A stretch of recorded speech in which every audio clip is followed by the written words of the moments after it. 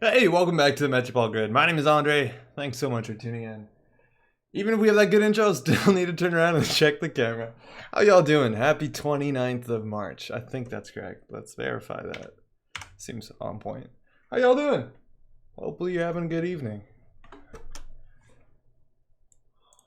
Okay, that's about right. Yeah.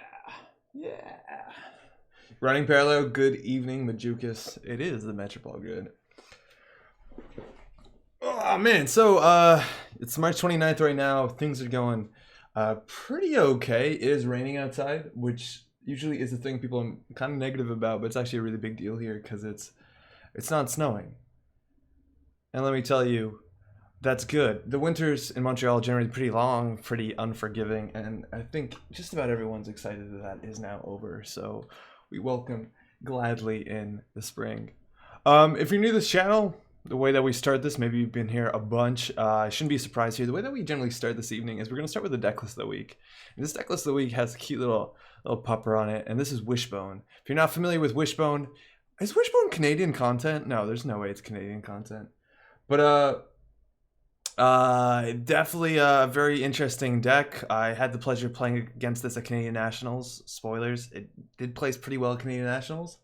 Hey Jim, how's it going? Good here. You need some entrance music now like a wrestler. I definitely need some music to go behind that animation. Something that's like kind of nice, a bit like sci-fi. I think that's kind of the idea, or at least near future sci-fi. I haven't found anything yet. It's kind of difficult because you need to find something that's both Creative Commons and also not rubbish.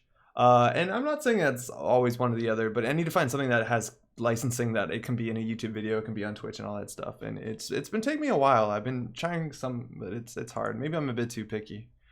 This deck list is called Wishbones, and Foil Flaws, if I'm not mistaken. This is Peter McCohen, a very strong Netrunner player, does good at many of the events. He showed up on our channel last in the U.S. Nationals of 2016. He showed up in the top 8 he was playing.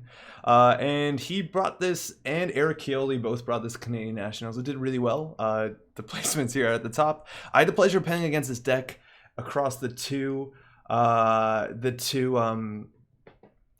days. I played against this deck like 3 times. I actually did pretty well against it. I was playing Geist, who has an interesting matchup. Maybe we'll see that today. I think Geist is actually pretty popular right now. Jim is saying hurtful, but not untrue. Yeah, there is some good stuff for sure. It's kind of harder to find. A lot of stuff asks for money, the like really quality stuff. There's a lot of people that put out their music for free, but yeah, it can be, you can get lucky, you can find something good. Majukas, how's it going? Hello. This deck, this is Azmaria ID, and it's a card that we haven't talked about specifically on the channel just yet. We're going to do the corp side of the unboxing of Council of the Crest. I actually recorded it on the weekend. I don't like it. We're going to go do it again. It should be out on the weekend. It's a long weekend, mind you. Maybe some of you have tomorrow off. If that's the case, enjoy your long weekend. But largely this ability turned out to be a lot more reliable than it might have looked at first. It's one of the IDs that just gives you credits for kind of doing your thing. Now, the credits on this card are better than normal. Most IDs give you 1 credit per turn on some conditions. Some of the conditions are easier than others. This one gives you 2 credits per turn, and on the condition that you can call what the runner installs.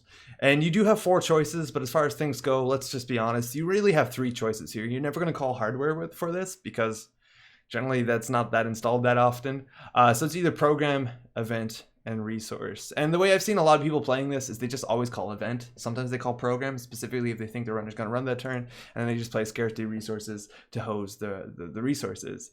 And that's really good. It makes you get money if the runner plays events, and then they just don't want to play currents because it's pretty brutal. Hey Leos, how's it going? Thanks for dropping by. And running parallel, we are discussing Azmaria Pub Runner, and it may be better than ETF. Parallel, how's it going? I think that might be largely true. The thing with Azmaria that makes it at least more interesting than Engineering the Future, by the way, ETF was the original core set HB ability that said first time you install a card per turn, gain a credit. And that card was nuts. It actually is still causing a lot of problems within the HB card pool to date. HB doesn't have a lot of money right now. They just don't have a lot of cards that generate economy on the basis that they couldn't print really strong econ options since the beginning of Netrunner, on the basis that they would be kind of busted in Engineering the Future. So now it's still hard to play things like the Foundry or largely all the other IDs. So those are coming back. Uh, I hope they're coming back. But this is also the first NBN ID that gives you money. And if you might not notice here, there's very few NBN cards in the current card pool that give you credits. There really isn't a lot of cards that give you credits. Most of the ways that NBN is making credits, or have been making credits in the last long time, now that Sweep Suite gets rotated, is using assets, and generally like out of faction assets like Commercial Bankers Group, and then protecting them in things like controlling the message. And the fact that they have an ability now that can generate them credits, and it's not like some conditional card like biased reporting that only works in a late game. I think that's the name of the card, right? That's actually really good because NBN is well positioned to play the bluff game in our server because they actually have some pretty good ice. Newshound doesn't look like a particularly good ice, but it's actually very strong against MK Ultra, which is a very popular sentry breaker right now. It costs 6 to break, which is kind of crazy. Data Raven's always going to be taxing. Toll Booth is generally really good. Archangel is dope, and then their barrier suite is pretty good. I think we're going to see a lot more IP block in the near future, considering 419 is showing up real soon. NBN Ice is less taxing maybe, except their Ice sucks to encounter and reses for like 2 credits. Majukas, I think the Ice is actually relatively good. And this deck is like pretty light on Ice. It's not like the big old Ice you saw in other Glacier decks, like Engineering the Future decks back in the day, but the idea is that you can jam something behind a single, or even 2 pieces of Ice, and the question is it NGO front? Is it a QPM, the Quantum Kitty that's protected by the Data Raven? Or sometimes it's Foods and Beals. So yeah, this deck is really strong. This should be an obvious tell of it, and we're going to see why that is. And largely all it does is plays money. It can capitalize on the credit differential with cards like C-Source and Hard-Hitting News. And then they can win the game by playing either closed accounts or an exchange of information. For what it's worth, Eric Kaoli and Peter McCowan played different versions of this deck. I had the pleasure of playing against both of them. I believe the main difference is that Eric Kaoli's version was running 2 Death and Taxes, while Peter's was going for the Brian Stinson. Now, the reason why they like so many currents, and this is a deck that runs 4 currents, is because you need them for new sound. Hey, Dr. Apathies, how's it going? Pop-up window economy engine. Yeah, pop-up window doesn't even make it into a deck like this. I think pop-up window is still pretty good right now. With a lot of bad pub, a lot of runners are running a lot. It's just maybe not the most impactful ice, but it's definitely a credit ice. It's not like ETF servers with EG1, EG2, and Eli. Yeah, the servers are abstractly, but like still Toll Booth. Like Archangel into Toll Booth is a pretty shit server against most anything. Even against a Cyber Cipher, it's still pretty expensive. This one's like 5 to break. This is like, what, 3? That's not bad at all.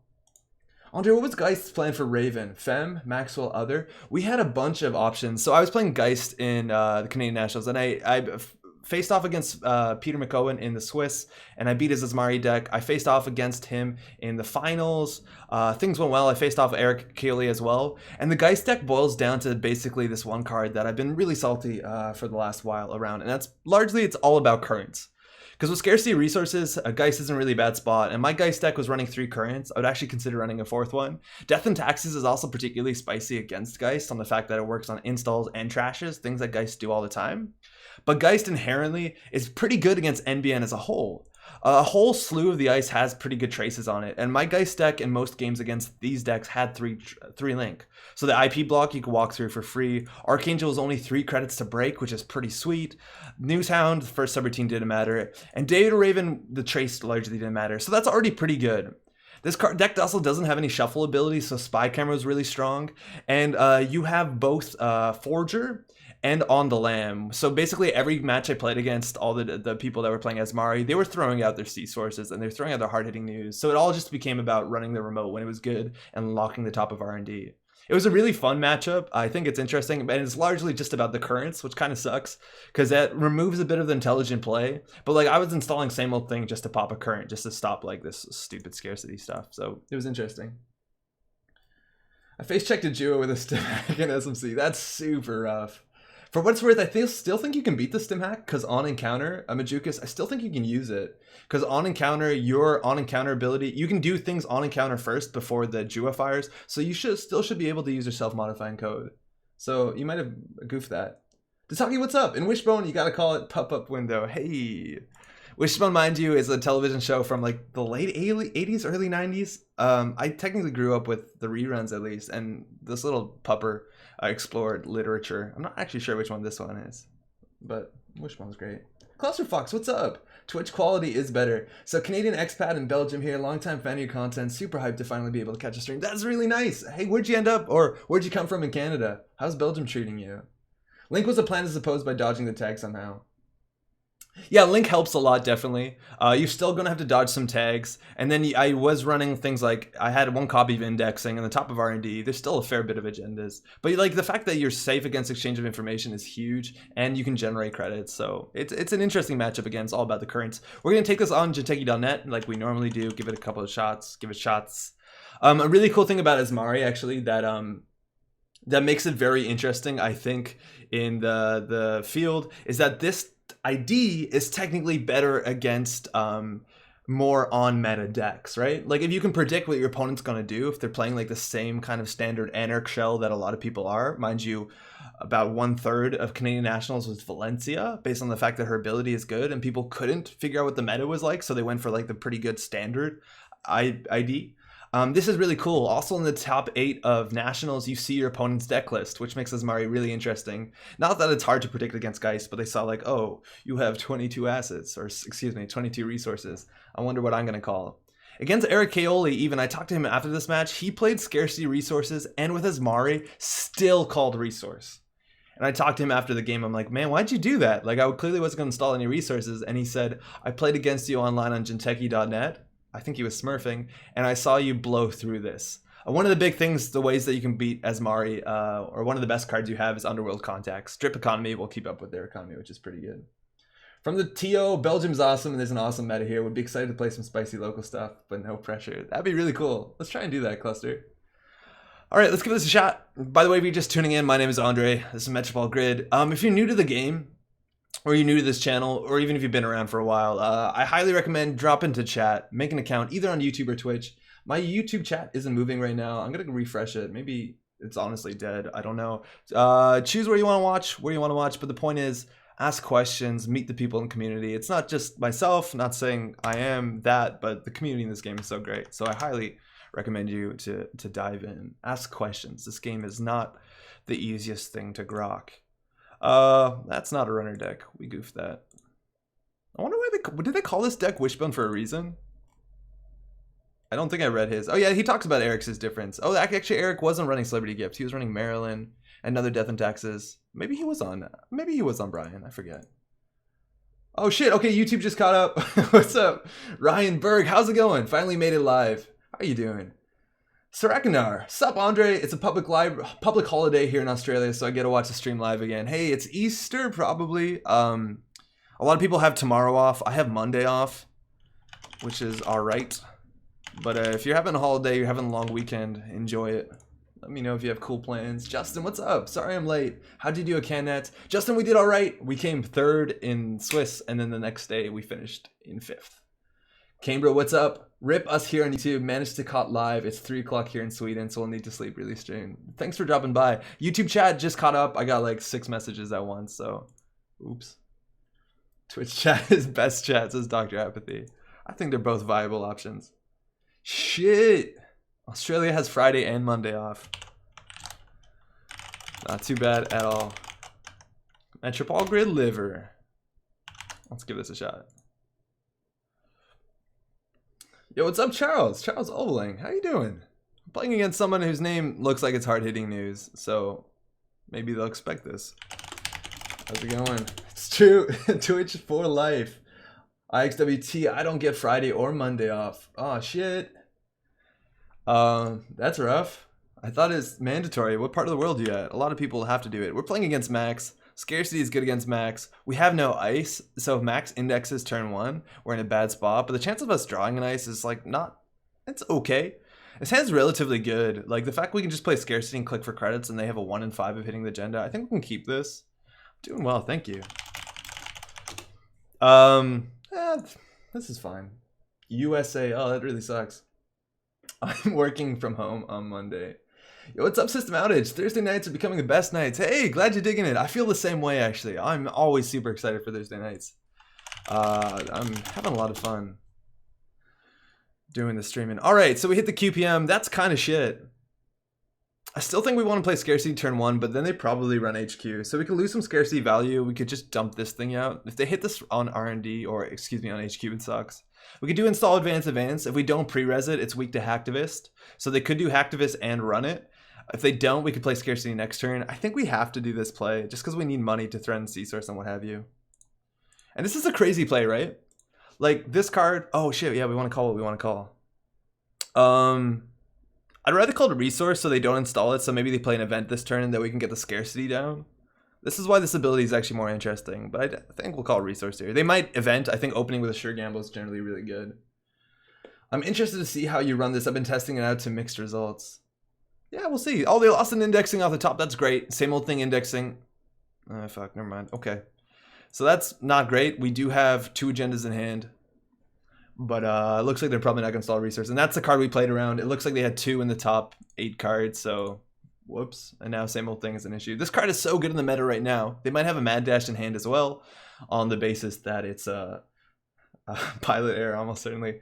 That a lot of people are running a lot of 3-pointers. And you can index into Mad Dash in 3 win turn 1. That's kind of a big deal. Easter is on the Sunday though. Yeah, but normally you get the Friday and Easter Monday off. I thought that's how we did it. So this has kind of come down. We actually have to give them the bad pub. If we pre-res this and fire this, we would have a chance. But it looks like they're going to get the bad pub because we can't pay 5. Now they played another event, which sucks. But at least they're on 3 credits, which makes it hard for them to recover. Right? Like they have to click for credits. Next turn they'll probably play a resource. We have a closed account C-source in hand, which is a pretty good combo. Best thing we could do is draw once, install a piece of ice on R&D, and then scarcity, or actually on HQ, considering they didn't run R&D. I doubt they would put an ice on the top of R&D, so drawing seems kind of bad here. Oh, they did. This ice is pretty crap on its own. Of course. We can also ice HQ. They know what this ice is. They knew we drew it. And this ice does nothing. I think we'll just put on R&D. We'll still play this because we have another one. And I think we want to call an event here. This is already going to stop them from playing resources. 2 and 7 out of 45. Yeah, right? And they lost the Hunting Grounds, which is a really good card in this matchup. We have a bunch of on-encounter ice. And we got 2 credits because they have their Black Orchestra in the bin. They have a same old thing in hand, which is scary. And they have a Liberated, which is going to be 8 to install. This deck generally runs 3 currents. A lot of these like good stuff maxes do. But them hitting this in the bin is a really big deal. And we are now 4 credits up. Let's see how much money we get. So far, it's turn 2. We've gone two credits, which is great. Hey, Neil, I had jury duty today. Oh, shit. They sent me home because courts are closed tomorrow and there's no cases being tried. Duty completed. Hey, serving the nation. This is a good run right now. I think they're doing this right. They hit the QPM. That's the best. It turns the current off. Generally, if you play a current, they do aggression on central servers. It's unfortunate we didn't have another piece of ice and the Liberated is coming down. So that really sucks. And the MK Ultra's coming down. We are having a pretty bad start here. We do have the new sound on HQ, which is pretty good. They break it for 6 credits, and we can put the second current on, which seems incredibly important. So let's put this on HQ. We'll play another one. We can click for credit. Probably we actually should have drawn there. But now this is installed, the Archangel has some relevance. And they know what this is, so I'm going to pre-res it before they do Hacktivist. I don't think there's no reason not to. There's no longer a surprise here. Mind you, we could have just installed Advanced Beal, and we could have got a 3-point Beal. Because nobody runs this shit turn 1. We'll say event again. It technically plays around the other copies of we'll res this. It plays around the other copies of excuse me, this mining thing. See, Liberated. Hydropumps, what's up? Does this deck play student loans? The theme is too good. It would be really cool, but especially against Max, it's good. Unfortunately, it doesn't. I'm transitioning between jobs, so every day is a national holiday. Nation of 1. Hey, good luck with that. That's generally scary. They actually might run this to bounce that. Good luck with the job hunt. I don't know how easy it is. Hey, Janktivist, C-Source kill LA. I don't want to do that. I want to use the C-Source to exchange of information. We only have 2 of these in the deck and it's hard to recur. It wouldn't be the worst for sure. They were at 0 credits, were they? Yeah, maybe that actually was really good. Okay, and this comes out, which means we want to score all our small agendas. We could just get money up here, so as soon as they run the C-Source close, they're playing around closed accounts probably by keeping 4 credits on here. We want to find ice that we can rush behind. Well, that's relatively good too. We could pop this and then do hedge into IPO. I think that sounds pretty good. Otherwise, we click for credit for nothing, and now we have 21 credits. And we're going to go ahead and call event again. This is doing our work. I just noticed your poem's gone. Is that an Arkham Horror thing on the chalkboard? Holy shit. Yeah, it might be. I had to draw that. I was compelled.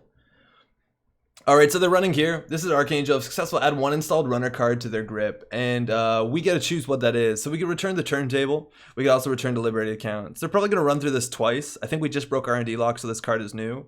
I think we'll still res it. If they reinstall this, it's 8 credits and then they get off of it. Like this, they lose 4. They reinstall for 8. So that puts them back 12 and then they gain 16 off of it. That seems fine. They can also break it for 6. Jacobus, what's up? Andre C-Source it? We probably might have wanted to. Also, YouTube chat, excuse me, you're saying C-Source trash liberated? Probably not the worst. I think we need that card to win. I'm not entirely sure. We'll find out. So we're fighting the trace. We don't definitely need to boost that. If they pay 5, mind you, they don't have a link. So select a target for Archangel. Turntable doesn't really matter. The liberated accounts, I think, is actually worth bouncing because they lose 4. They have to reinstall it for 8. If they get an agenda here, we'll look kind of dumb. I think we actually bounce this. This might be wrong. We got to think about the math. Installing this for 8 seems really rough. They install it for 8, then click 4, 4, 4. Don't even get, yeah. Yeah, that actually works out. That's fine. There's only 1 preemptive. Yeah, it's really hard to get that stuff back. A single preemptive, and that's not really reliable. Maui, what's up? What wonderful shenanigans are we playing for tonight? Tonight, we're going to be playing some brain damage decks, and we might try some Comet stuff out in Criminal. That's what we're looking at. Andre has a portal to an unknowable void in his room. Very chic. It's actually, it expands the... Did we call event? Yeah, 2 more credits. Having a portal is good. It gives you more space. It looks better on like a lot of the... like the real estate stuff when you say like an extra 60,000 square meters. And it looks like they're really digging for something. Hitting I've had worse on like they have 9 cards in hand. They're gonna be throwing out a lot of stuff.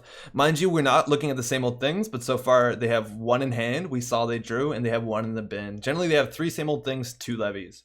So if we can get the levy, we're in a good spot. And they're just credit. Throwing out their second turntable.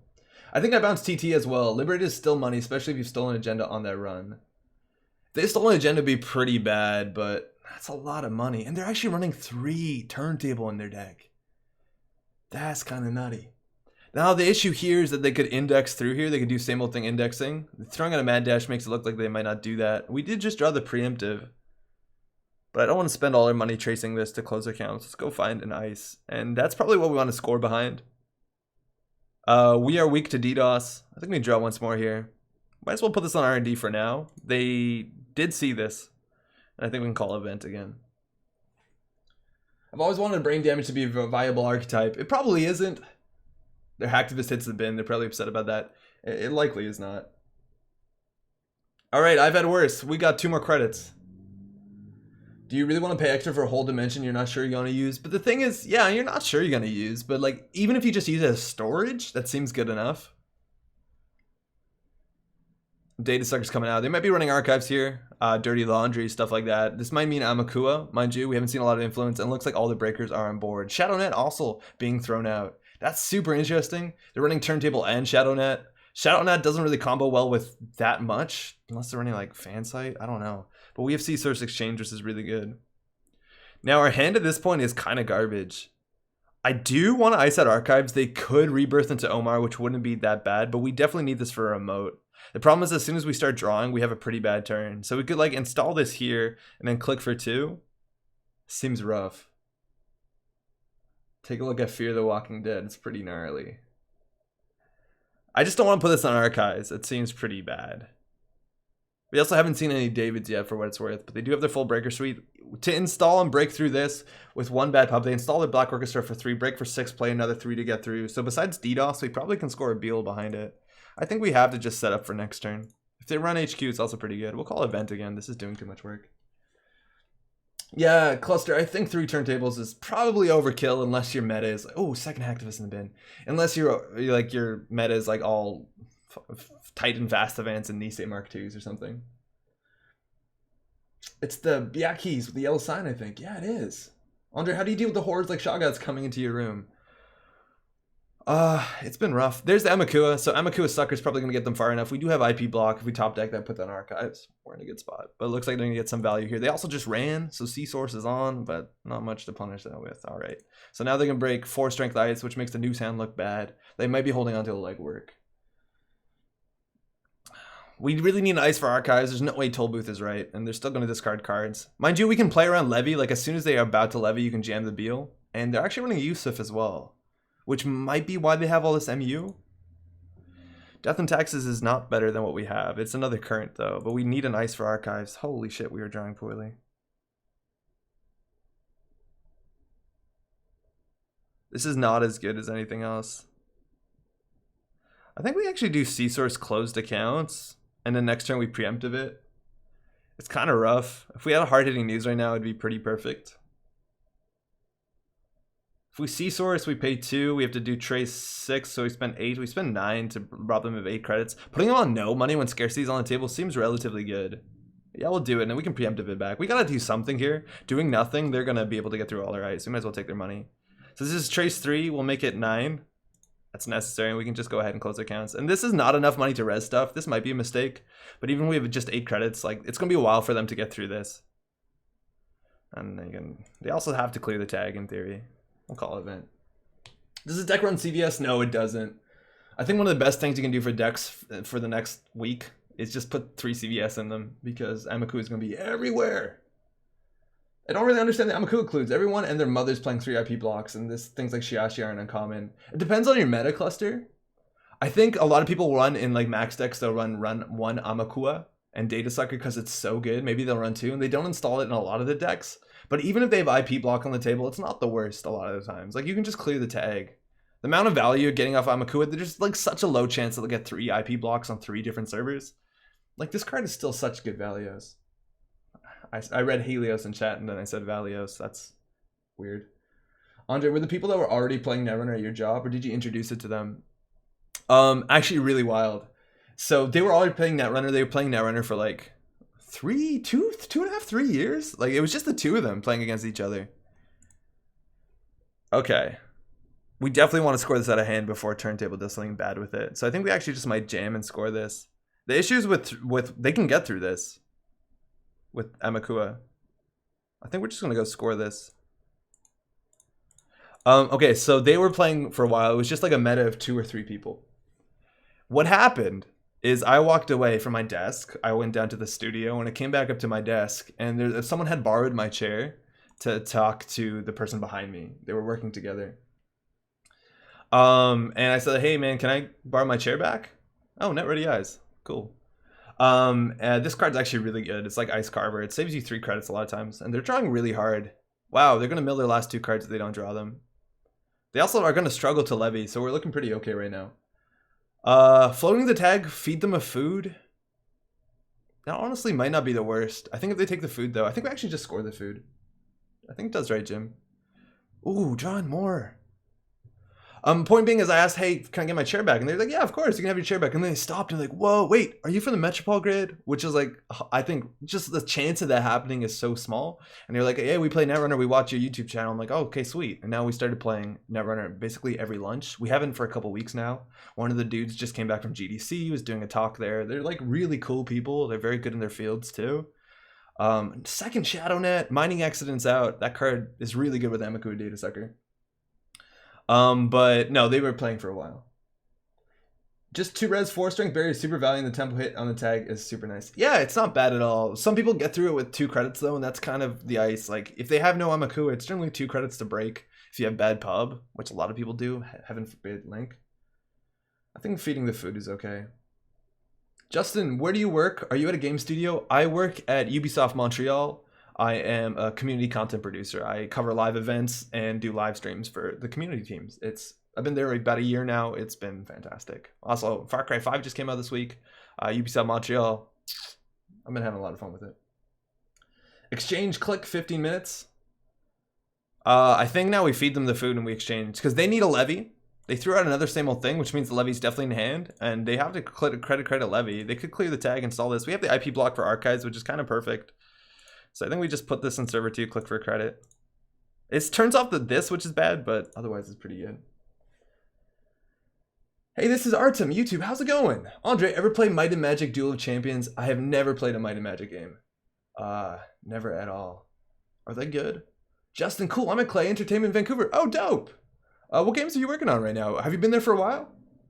I know there's a bunch of people that used to be at Clay that are like really into Netrunner. Sometimes Desk can cry for 8 hours. I'm so sorry, System Outage. Was peace out when that game shut down. Oh yeah, there was a Might and Magic game that was meant to come out, and I think they canceled it like last summer or something like that. And they just cleared the tag, so this is no longer safe. We could purge here. Purging is not too bad. All of these servers are relatively expensive. We don't have a C source to follow this up with. We could do advanced hedge fund. To get through this, it's going to cost them 3 credits and another token. I don't know how I feel about that, but they need a levy. They're really doing nothing. If we give them this though, it's not great. I guess we can always see search exchange later. Yeah, we'll do it. The issue though is if we res this, we're gonna go down to 6 credits. About a year or so on Don't Starve Together doing server stuff. Nels was at Clay and Jesse's here too, both from Terminal 7. Hey, yeah, exactly. Well, hey, that's awesome. Clay does some really cool stuff. I know that at least Nels was working on Mark of the Ninja, which is one of my favorite games. It's getting remastered now. I'm super excited to see it. I'm a big fan of stealth. Hear ya. Shout out also Terminal 7 if you're not familiar. Those dudes are the best. This is a really good card. We don't want to res any barriers until they levy, ideally. So when they levy, they don't have access to Paperclip, and then this card will be good. Let's go ahead and take ourselves to 4 points. We can maybe jam the Beal next. We're going to call event. We're pretty sure they want to levy right now. Just to know, Consulting Detective is harder with Rhubarb Gin. To you, what's up? Consulting Detective is really fun. And there is whoa! Itinerant Protesters coming out. Liberty's coming down. They want to get that money up and going. We have a Raven, which is relatively taxing right now. We also have the Wraparound, which we don't want to res until they levy. We can turn this current off. Our hand size is technically reduced by 2. This is an econ card. We can just play this and click for 2. It's not that bad. And we want this on a remote server, but we're in no rush to do that right now. Looking forward to meeting the characters on Billions who plays Netrunner. Maybe they'll also know the Metrofall grid. Yeah, if you're not familiar, the show Billions, which I've never seen, consulted with some Netrunner players, and their episode, it's the 5th episode of this season, and I think they're on episode 2 right now. It's going to have to deal with Mike Birbiglia playing Netrunner, so check that out. I believe Jesse from Terminal 7 works at Clay, yes. And Nels used to, he's working at... Oh, that's a really good card. Oh, shit. They're running 2 of these. Are they on no levy? He works at Campo Santo, who did Firewatch, which is a really great game. I like that game a lot. I'm glad that Ubisoft was able to avoid a hostile takeover this year. Yeah, they did. That happened. Okay, so this makes our Raven bad, but also makes our Toll Booth bad. So ideally, we want to put this in front of here. Also, ideally, this is a good turn to purge, because now they can't run. The thing is, if they purge, we have to throw a card out. And all these cards are pretty good. This card is actually really cool if they levy first. And this last card, we're assuming it's levy. Let's count their influence. Oh, he left Campo after Firewatch. Started up his own thing. I had no idea, Justin. Do you know, are they talking about what they're doing so far, or is it secretive? So this is 3, 6, 7 influence. What else have we seen that's influence? This is 8, 9, 10, 11... 12, so that's a levy in hand. So we could just go ahead and do a purge right now. Then we throw out the Raven. The Raven's really good because it makes the Toll Booth good. I think we'll just put this on server 2 and click for 2 credits. Let's see what we can do. Super secret. I only know it's not a narrative single player game. Okay. I'll always be excited to see what he makes. So his stuff has been really good so far. Also, I know Campo Santo's making an interesting looking game. The guy next to me is working on the Switch version. Invisible Ink is the game most Netrunner people like, and has similar themes. Invisible Ink is such a good game. It has some cool references to Netrunner. We got 2 more credits. They levied, so now the wraparound's really good. Check out Invisible Ink. If you like Netrunner, you're probably into it. Itinerant Protesters is interesting. I think it's just their 4th current because they want more currents. They with like 2 or 3 bad pub, and maybe isn't even the worst. It's pretty bad against CI. Want to buy Salem. Salem's would have been the sweetest card there. Just he talks about it a bit on a podcast. I haven't listened to Terminal 7 in a while. That's kind of one of the bad things about doing this is working on the Metrofall grid is I have so much less time to watch other stuff. You're going to be able to break this. Well, he still res. They have to use their data sucker counters though, which is kind of like purging. But I don't have enough time to listen to podcasts and do all the cool stuff I should be listening and watching too. It's kind of unfortunate. But I really enjoyed Terminal 7. I think I've watched the first like 30 episodes, or excuse me, listened to back in the day. Wraparound. Okay, that's a good card for them to know. And I was a big fan. They have a really good energy. They're very positive dudes. Big fan. Invisible Ink is basically legwork the game. Invisible Ink is so good. It's so good. It's like this XCOM stealth game, but it's all about like hacking and getting into bases. It has a really cool like difficulty curve. It's super rad. A lot of creativity on how you do it. The builds are very flexible. Big fan. I hope they make a sequel to that. And the MK Ultra is in the bin. That still breaks us for a lot of money. It's better with the data sucker. I don't think this is the turn we purge. In theory, we could like put wrap on here, put wrap, install this in there, and IPO. Now the issue is if we don't over advance this Beal, we're still gonna have to score another agenda after it. I don't think it's that bad, and we want to give them the food, so having that in HQ is not the worst. So I think we can go for it. We're gonna call event here. We could call program, but it's more likely that they want to play. It's more likely they need to like do a hedge fund this turn than it's that important. If they install a program, they probably can't break this anyway. So I think we'll just still call event. I am but a dream. What's up? Which game are you talking about? I'm talking about Invisible Ink from Clay Entertainment. It came out maybe a year and a half ago. No, wait, actually way longer than that. Like 3 years ago. It's dope. It's so good. And they just have the paperclip in the bin, so this wraparound probably is a no-res. It does play around DDoS, which is value, and there's that sure gamble we played around. They probably don't even run this. We could consider double advance. I think it's probably bad. I think we just score this, because if we don't score this, mind you, we've been getting Death and Taxes fires when the daily casts got trashed, which is pretty great. Sarknar says, I want to play Invisible Ink for a while now. Definitely keen to discover the Netrunner references. Yeah, it's like really subtle. Like there's a program called Parasite. I think there's like Imp and stuff. There's a card that's basically functions identical to Idonis Campaign by giving you credits. This is cool, by the way. This like they can click for 9 by playing Sure Gamble. They can also turn currents off. Mind you, this current has definitely made us a positive amount of credits, and we have another scarcity, which is probably okay. So if we put the food in there, we'd actually be better off. I still think we can do advance. They're going to start their turn with 14 credits. They run this. They have to install for 4 and 1. So that puts them back to 9. This is going to probably get the trace through it. And then they can't really break this. I think actually we can try advance on this one. I wish it was the food though.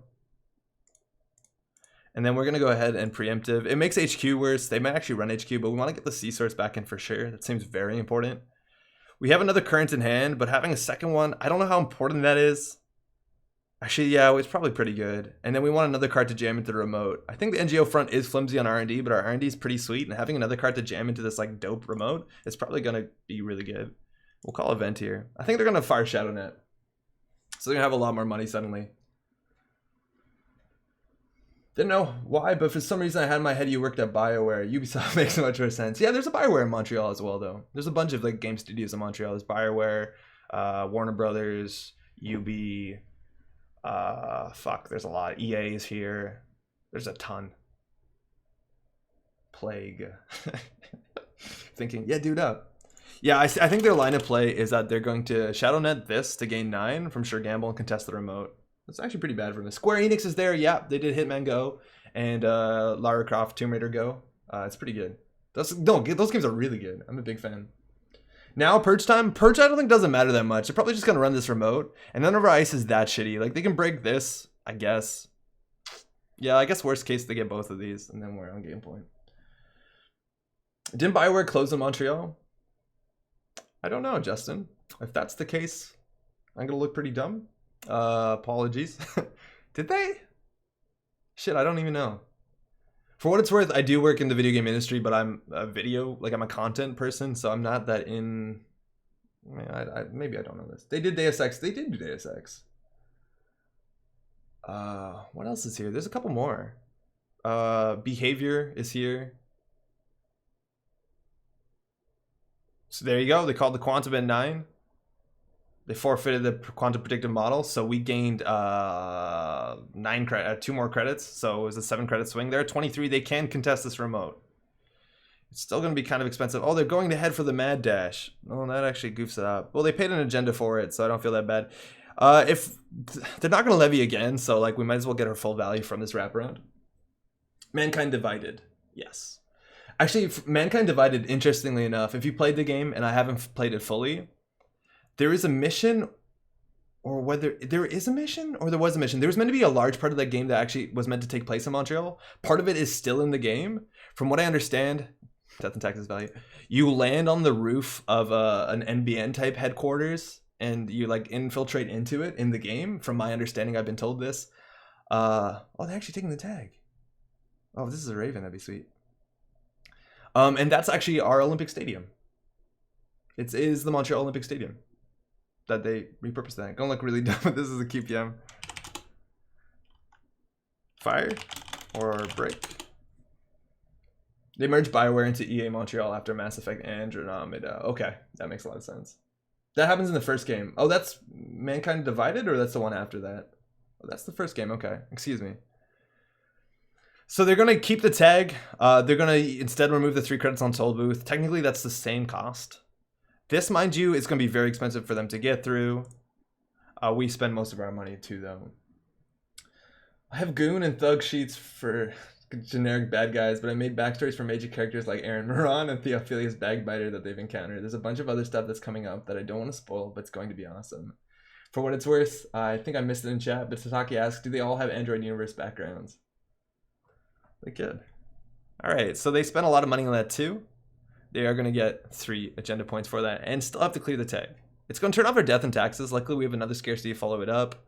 We're not that weak to hacktivists at this point, and we might be able to install Advance. The problem with the ShadowNet is they can continue to do this over and over again, which really sucks. I think we probably should have just scored this and pin a game point, and then any card that we put in the remote, they have to run. I think we did pilot this incorrectly. Celebrity Gift looks pretty good here. Purging doesn't matter that much because all our remote servers are relatively sweet. I think we could jam that in there. I don't know if they have to run it. It might look like a QPM. If they take it, they put on 5 points. They're going to start their turn with 8, 9, 10, 11, 12. They have 3 more liberated, so it might be just worth to credit. Or we can actually play Scarcity install in this remote. The thing is, they're going to start the turn at 8, 9, 10, 11, 12, and they can always fire the ShadowNet. This is 1. This is technically doesn't matter because we don't have a QPM. And this is 6 credits. So they can get in if they wanted to. The question is whether or not they will, which is hard to read. They're running very aggressively, and I think ShadowNet affords them to do that. Mind you, they're going to run out of money eventually. Like, if we play the slow game, they will eventually run out of money on the basis that they only have 1 levy, and then they have no, like, recurring economy options besides just ShadowNetting everything. We also stalled too long in this turn, which makes this, like, way more suspicious. I think we'll call it event. This might be a misplay. Human Revolution, you go to Montreal and land on the roof of the game's NBN equivalent. That's the one, yes. That is our Olympic Stadium in Montreal. So I was talking about my Android RPG game. I'm stop talking about my stuff and we're focused on your game. That's fine. Aaron is their main contact for doing jobs for Los Muertos. He is Los Muertos, is he not? What's his name? Armand has to be part of that. They lost an inject and sure gamble. No doubt they wanted to draw the gamble. They'll play it. And like we can't really tell if whether or not... Oh, another data sucker. That's brutal. Whether or not... Oh, that's good. They can just stop the IP block from firing with the hunting grounds. Like that's actually pretty good if you're relying on this. But if they do that, they can't rely on these two. Sorry, what were we gonna say? I forget entirely. Okay. So it's still 2 credits to break. But like it gets some data second counters really fast. Tanuki asks, might be a dumb question, but can they turntable the Mad Dash? No, because you don't score this. It gets added to your score area. This only works when you score an agenda. Same goes for all, well, yeah, any card that does that. It's the same for Freedom Through Equality. It's added to your score area. Manufaction, when is Rayman 2 coming out? Rayman 2 has already come out. I think they already have up to like Rayman 4. And then they have all the platformers, which are really fun. Alright, we technically don't have to score this. Purging here is probably fine. I don't think we have to score. We can just kind of put them back. Yeah, it seems best. Keep calling event, I guess. Yeah, so it's gonna largely hinge on them running out of money, and then we can do a C-source exchange, and we can trade a 1 for 3, which is kind of brutal. They're putting on their hacktivists, they're putting down the liberated accounts, and they're getting more money. Luckily, we have another scarcity. So far, they have a bunch of currents. We have the C-source exchange now, so it's all about economy. Once we score this, like, we can probably just draw and then celeb gift their whole hand, but then they know we have the full combo, which kind of sucks. I think we want the current down for sure. The cool thing about like them playing the current is that that's actually kind of the worst thing right now, is that if we score this, it turns off their current, and then they can run HQ almost for free. They would take a bunch of tags, and that's not great. So I think actually we have to play the scarcity. I think we draw once. Yeah, that's okay. If we play this, it's going to make our celeb gift next turn worse, but we just want to get as many credits as possible. And we'll call event here. It'll fire if they turn our current off. Yeah, that's not a dumb question, Tanuki. That's super far from dumb. You could exchange the Mad Dash, right? Yes, you could. Since it's treated as an agenda, no idea why'd you want to, you can. You can also sack it for ShadowNet, is totally true. This acts as an agenda, it just wasn't scored. Because it says move it to your score area as an agenda, but most of the cards that fire, like Leela Patel, Turntable, they all fire on when an agenda was scored. And none of these things really do that. Also, Manufacturing, how's it going? Shurgam is coming down. I think this game we've got maybe 14, 16 credits for free. And we're on turn 18. That's pretty, not that far off from ETF. And it's also much more interactive. I don't know if they've been playing around it. The Yusef is not coming through. They don't have enough MU for it. We haven't seen a progenitor. We have Econ in our hand. They are playing around our economy punishment, and we can score this now. Again, one of the best things that you could do, and I did this very heavily when playing at Canadian Nationals, is you want to play a current and then have them clear it. Because if you play your own current, Noosehound still sucks. If you play a current right before they score, they'll turn it off. And it looks like they're going to get like 1 value run every turn. And they break this for 2 credits. They probably actually will play another bad pub card here. I expect another mining accident. We'll basically only lose 3 credits, so we'll pay it on the basis that Azmaria is on. Yeah, so we'll pay 5. We don't want to give them bad pub. Maybe giving them bad pub means they'll run more often and run when they have less money, but this deck, we'll pay 5 again. You can't have bad pub. It's important they do not have bad publicity. And I think they'll run HQ next turn. Luckily, we can celeb gift everything right here, but now their best econ card, the econ card that's going to give them money every run, has been spent. So now, once they have 8 more cards left, they have no recurring economy besides being forced to forfeit all their agendas. Mind you, forfeiting all your agendas stops us from winning. So it's not even the worst play. And that QPM is looking pretty sweet. We have some counterplay here. The thing is, as soon as we celeb gift all these agendas, it turns this off. So we can draw and not show them one of them. We need money though. I think we have to celebrity gift. The question is whether we draw and throw something out. I don't think we do. I think we just celebrity gift over and over again, because unless they start forfeiting their agendas, we're going to have more money than them. This also makes it interesting when we like jam an NGO in here and they think it's a Quantum Kitty and they dodge this and pay the 3. That'd be fun. They only have 7 cards left. They lost another current. It's pretty good for us. We just want to keep our current online. They still have 2 more liberated, probably. And maybe 1 more current, maybe not even. I don't know how many hacktivists they have. Rayman 2 came out in 1999 on PlayStation 1. It's probably dope. I remember playing one of the Rayman games growing up. Was that a 2D one? I don't know. The 2D ones were kind of too difficult for me as a child. What does that one do again? If you show them QTM, they will definitely not take the tag. They probably won't. System, itinerant. Itinerant says your corpse hand size is reduced by how many bad publicity they have, which makes running HQ pretty sweet. You missed the pre-order bonus. Yeah, that's a shame.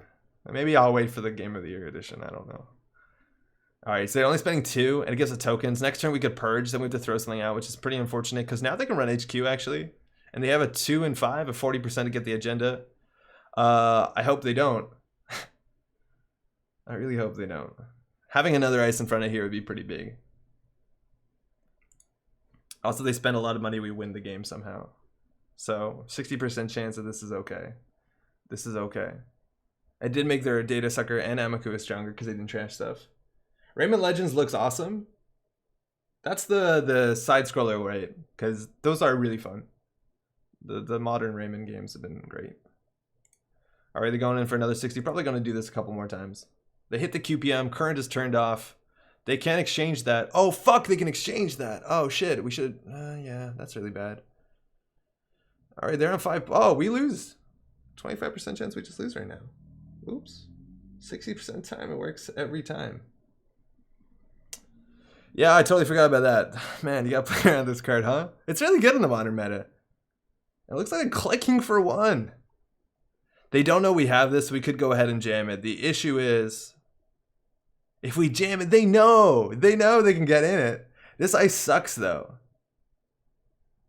So like, they could just slam HQ 4 times. I think this is probably the winning play. We think about this for a while. We'll stall for effect. It's really good. I actually like Raymond Origins a tiny bit better, but I didn't like the Murray levels. I'm not sure who Murray is, but I think I own a copy of Raymond Legends. I haven't cracked it open yet.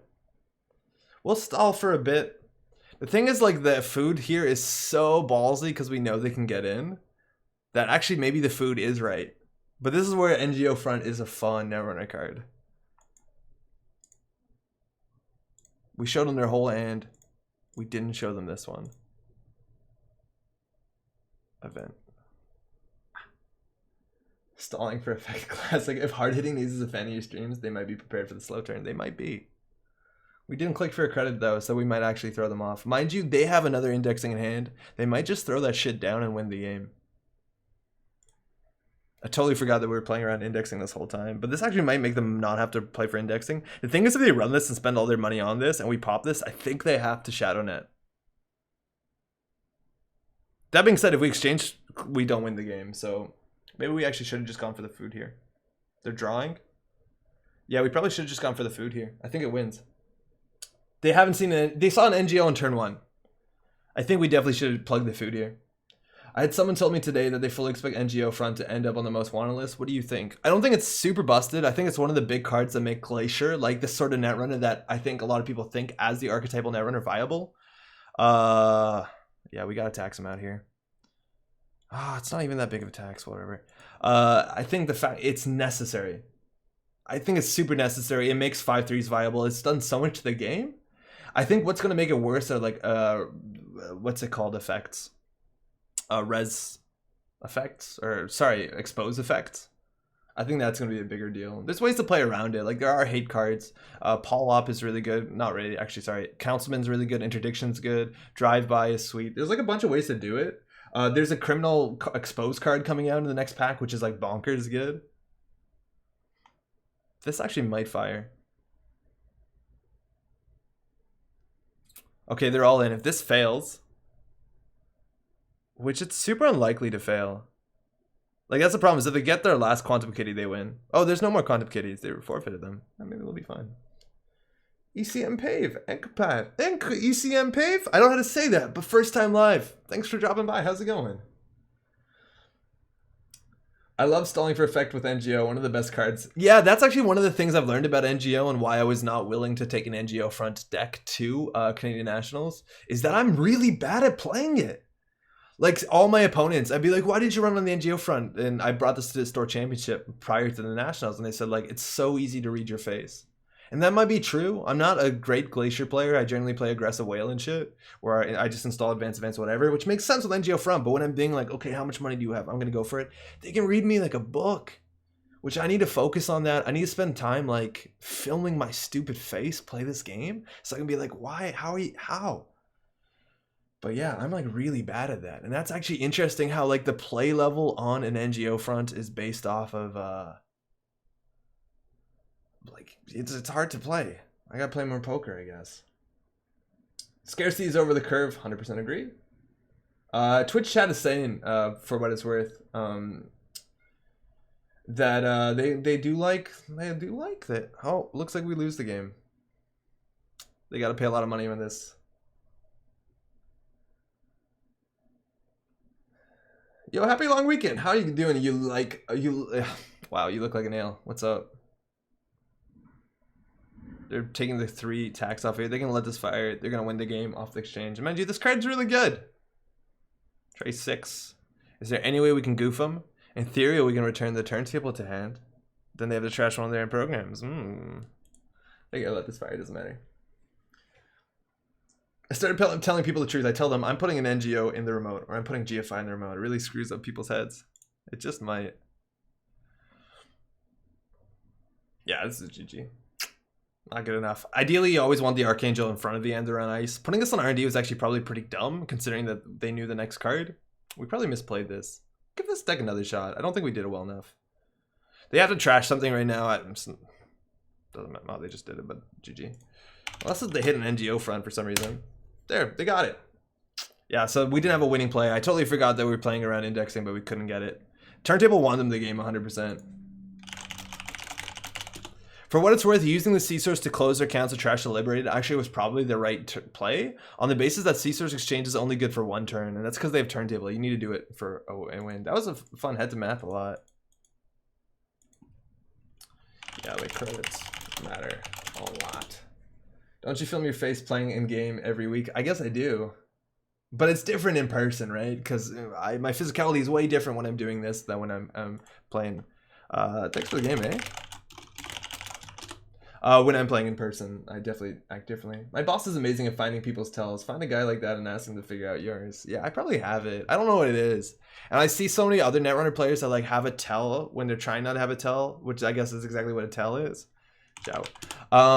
But like you can tell when people try and oversell the fact like, oh no, oh running HQ, you missed it, or stuff like that, which is actually very viable if you can pull it off. Like, we're gonna do one more of this if you can pull it off subtly. Should make a non-degenerate IG deck. Genotyping is a cool card. Well, the thing is about an IG deck is you gotta run all the assets, and I don't know, hydroponics, it's not my kind of deck. We're gonna do some weird stuff though tonight. We should. In fact, we probably should be doing that, not playing another one of this, but too bad. By the way, if you don't know Sarganar, hey, Sarasnar, best of luck, have fun, is in YouTube chat. They know what we're up to. Scarcity would be fine if there were runner econ draw engines that relied purely on hardware and programs. I think that would be a big deal power, guys. I still think scarcity should say, just so it has inherent counterplay, the first time you install, or the first resource you install, the cost is doubled, something like that. But like the way it's right now, there's no counterplay. It's just like it fucks you. Play your own current or get an access, which is hard when you don't have money, considering this faction has hard hidden use in C-Source. We mulligan that a bit preemptively. We have that good combo. We don't have a current. We're playing against Haley Kaplan, generally going to be installing a lot of stuff, a lot of resources a lot of times, so we can always get value out of that. Generally, Haley decks don't run a lot of events, so maybe even a lot of hardware. So Azmaria is going to be fun. I have to say, Entree, you play that way too close to how I play. That's how you know you played it wrong. Hey, when you played Archangel at first, you didn't have any other ice. What's up, Last Warrior? We didn't, but I think we should have just held it in hand and been like, this is not worth putting as the innermost piece of ice, especially when they like I guess we did bounce a Liberated, but that's only so good. All right, so we definitely want to score behind this. I think we can get this out on the table and then just make the HQ run bad. Again, we are weak to indexing. I think actually we lose to indexing more than anything else, so we can probably just like clicking for 2 here is fine. We don't need a hedge fund because if we res this, we can still hedge fund next turn, and that keeps more cards on hand, so it's less likely for him to hit the NGO front or for them to hit the quantum predictive model. Not that HQ pressure is something I worry about turn 1 from Haley Kaplan. We're gonna go ahead and hit resource because generally Haley plays with resources to set up. Comment Haley says hi. Personality profiles Agroplex IG. If there's one degenerate IG deck I'd love to play, it's like personality Agroplex. Is that personality profiles the email one? Yeah, personalized portal. Jim, that's what we like to do. It's funny that Bogfather went on record saying we have to restrict Mopus because remote camping and Shaper isn't healthy, but they kind of pushed it too strong strategy because of scarcity. Yeah, to some extent. Their opening hand was Diesel, Gamble, Degdeer, Leprechaun. All right, so programs might not be the wrong call. We want to get this one out. Actually, it's best if they steal it for us, but we want to at least get this into a new remote. And here we can play the IPO. We have a chance of losing the NGO front, but they probably are going to be setting up more than anything. So calling program and calling resource are both fine. They have to play the resource out of hand. And like they probably, if they're running this stuff, they probably need to draw a bunch of stuff. So the chance of them running Laguna Velasco or Proco is pretty hard. So we'll call resource. We don't really need the money. So if we goof this, it's not going to be the biggest thing. Wondering what's going to happen after the next deluxe out. I am really excited for the next deluxe. It is Samsonite. It looks really cool. More side cards. Probably. Definitely at least one more side card. We know that for sure. I think they try to balance scarcity a bit by taking Rumor Mill off the ban list. I don't think that works, though. I just don't think Rumor Mill is good enough. The Earthrise coming out, there we called the resource. We have the scarcity a bit too late, but we could do advance. Ideally, they do it for us, so we can just play the scarcity, and it's probably good enough. At this point, we don't need to call resource anymore. We can call program, we can call event. It looks like their deck is running a bit of events. They probably don't have that many more than this, and they've already played a bunch of them, so I'm actually just going to call program, see how that goes for us. Shaper decks also do run sometimes one copy of that Hunting Grounds, which is good against Raven and Toll Booth and IP block. This actually might mean that they're playing Maven or the other one, Savant, which is an AI. And they're running a central server here. That's what you want to do to turn his current off. This means that they're, oh fuck, they hit the good one. But that means that they generally have resources in hand they want to play. Rumors Mill stops Jeeves and Stinson. That's fine. I don't know if playing a current at 1 credit is better against Jeeves. It depends on your meta, right? If you're playing a lot of CI that's shutting down your account, maybe. I'd rather just play Econ. And Film Critic or Strike. Strike's so good. Why is there no Princess Space Kitten? I don't know. I honestly don't know. Yeah, it's one of the greater injustices in Netrunner for sure. They also know we have money. They're playing hard into hard-hitting news. It's only a 1 of in this deck, mind you, so you don't have to 100% play around it. All the time, at least. But right now, they're pretty weak to it. I'm sure it's coming. Yeah, maybe. It might be like Guru, who's kind of just in the lore. Or PSK also might just be a handle of somebody that we already know. Also, we in Chicago are exceptionally excited about the new big box. Oh, hey, we got our value. The new big box looks great. Andre, I meant the Rumor Mill isn't broken, so it has uses, but it's not OP. I think just fundamentally the design of Rumor Mill is dumb. Right? Like, any card that blanks other cards, there's no counterplay to it. Overall, I don't like currents, but when the currents are like worded like Azmaria where they're interesting, that was said on stream. Like some currents have counterplay that are interesting. Like Housekeeping is a very interesting card because it has counterplay. There's nothing you can do about this. We have C-Source, which is pretty good. We don't actually need to score this. We can draw once more. If we draw an agenda, we're kind of stuck with the 1 and 5. That's relatively good. I think this will have value against them. The best thing we could be doing in this matchup is probably just jamming because it looks like they're going to be a bit to set up. So I think we can just play the IPO here, get the credit differential. I'm not worried about anything else. We'll just call program again. They threw out a resource. I don't know how many more programs are possibly going to install, but there's no way they're playing a resource. Actually, maybe Event is best right now. PSK and Gabe are the same person. It could be. It could be Exile. That guy's very, very shifty. Housekeeping is awesome, but because it's expensive. Yeah, it's not a particularly powerful card. It is very expensive, but like that's the idea of a current that has counterplay. Azmaria can fire on both players' turns. Yep. It is important against Haley. It's important against Geist. It definitely is. Netrunners, how's it going? I'm doing pretty well, actually. It's raining out. Weather's nice. I've been having a good week. It's a long weekend. How are you doing? Thanks for dropping by. They have 3 daemons. They'll install more programs. They probably will. We haven't seen any self-modifying codes. We haven't seen anything to put on daemons. There's definitely some programs that will be throwing out 3 cards here, which is pretty great. And also, Ration, what's up? How are you doing? Thanks for dropping by as well. And there's the Hyperdriver. This deck might actually be Apocalypse. I think they've installed a couple too many daemons for it to be a very valuable Apocalypse, but the idea is there. But as soon as you see Hyperdriver and all this, you have to be scared of weird combos. What do you think of Scarcity dominating over multiple runners? I might actually be a bit too much of a broken record. I've been saying this probably too often. We've been talking about it right now, right? It's dumb. It's pretty dumb. Also, Jim, no one was paying attention to Exile, no. Exile gets to do his own thing. Guru coming out, that's fine. A lot of damage tech so far. Ah, shit. Give us an agenda, man. That seems good. I think we'll just do this. Now, we want to put it somewhere that they won't run. I think they're kind of screwed that this might fire unless they use their Hyperdrive and drop. I think we're just going to do this because the value is really good. It's not like we want to recur any of these cards. It's also interesting. Brian Stinson can fire the Death and Taxes, which is cool. But, okay. They got Stinsoned. We'll take this cool 30 credits. We'll play program. The money now no longer matters. That was a 1 of in the deck, mind you, the Brian blowout. That'll happen. He and Ian have coffee on Saturdays. They don't have coffee. I think they have scotch. Yeah, I think Ian's on Scotch. Oh, just got home, missed that bit. Hey, not a big deal. We've been saying it for weeks, man. Yeah, this card's I think it's one of my least favorite cards right now. It actually probably is my least favorite card, and it's probably one of the cards that has the biggest effect on what decks I show up to tournaments. Because if you ask me right now, how do you build a corp deck? Holy fuck! Holy shit! we got Wanton pretty good there. Whole hand is gone. Not that important to the hand. Putting one ice on HQ is probably the right play. I told you something crazy was gonna happen. Yo, what's up, Net Jogging? How you doing, man? Why not drop Simpson into server 1, try to entice them into running it? I didn't think they'd run HQ. I want to use Stinson. Like, it's gonna give us the most value now out of anything. Gotta spend this click somehow. Shit, we got Wanton. That card's really good. Yas, Haley, Slay. Slayly! Going for the Axis here. Not a lot of value, actually. That was probably one of our... Hitting this is a big deal because that's kind of how we win when these credit differentials are so big.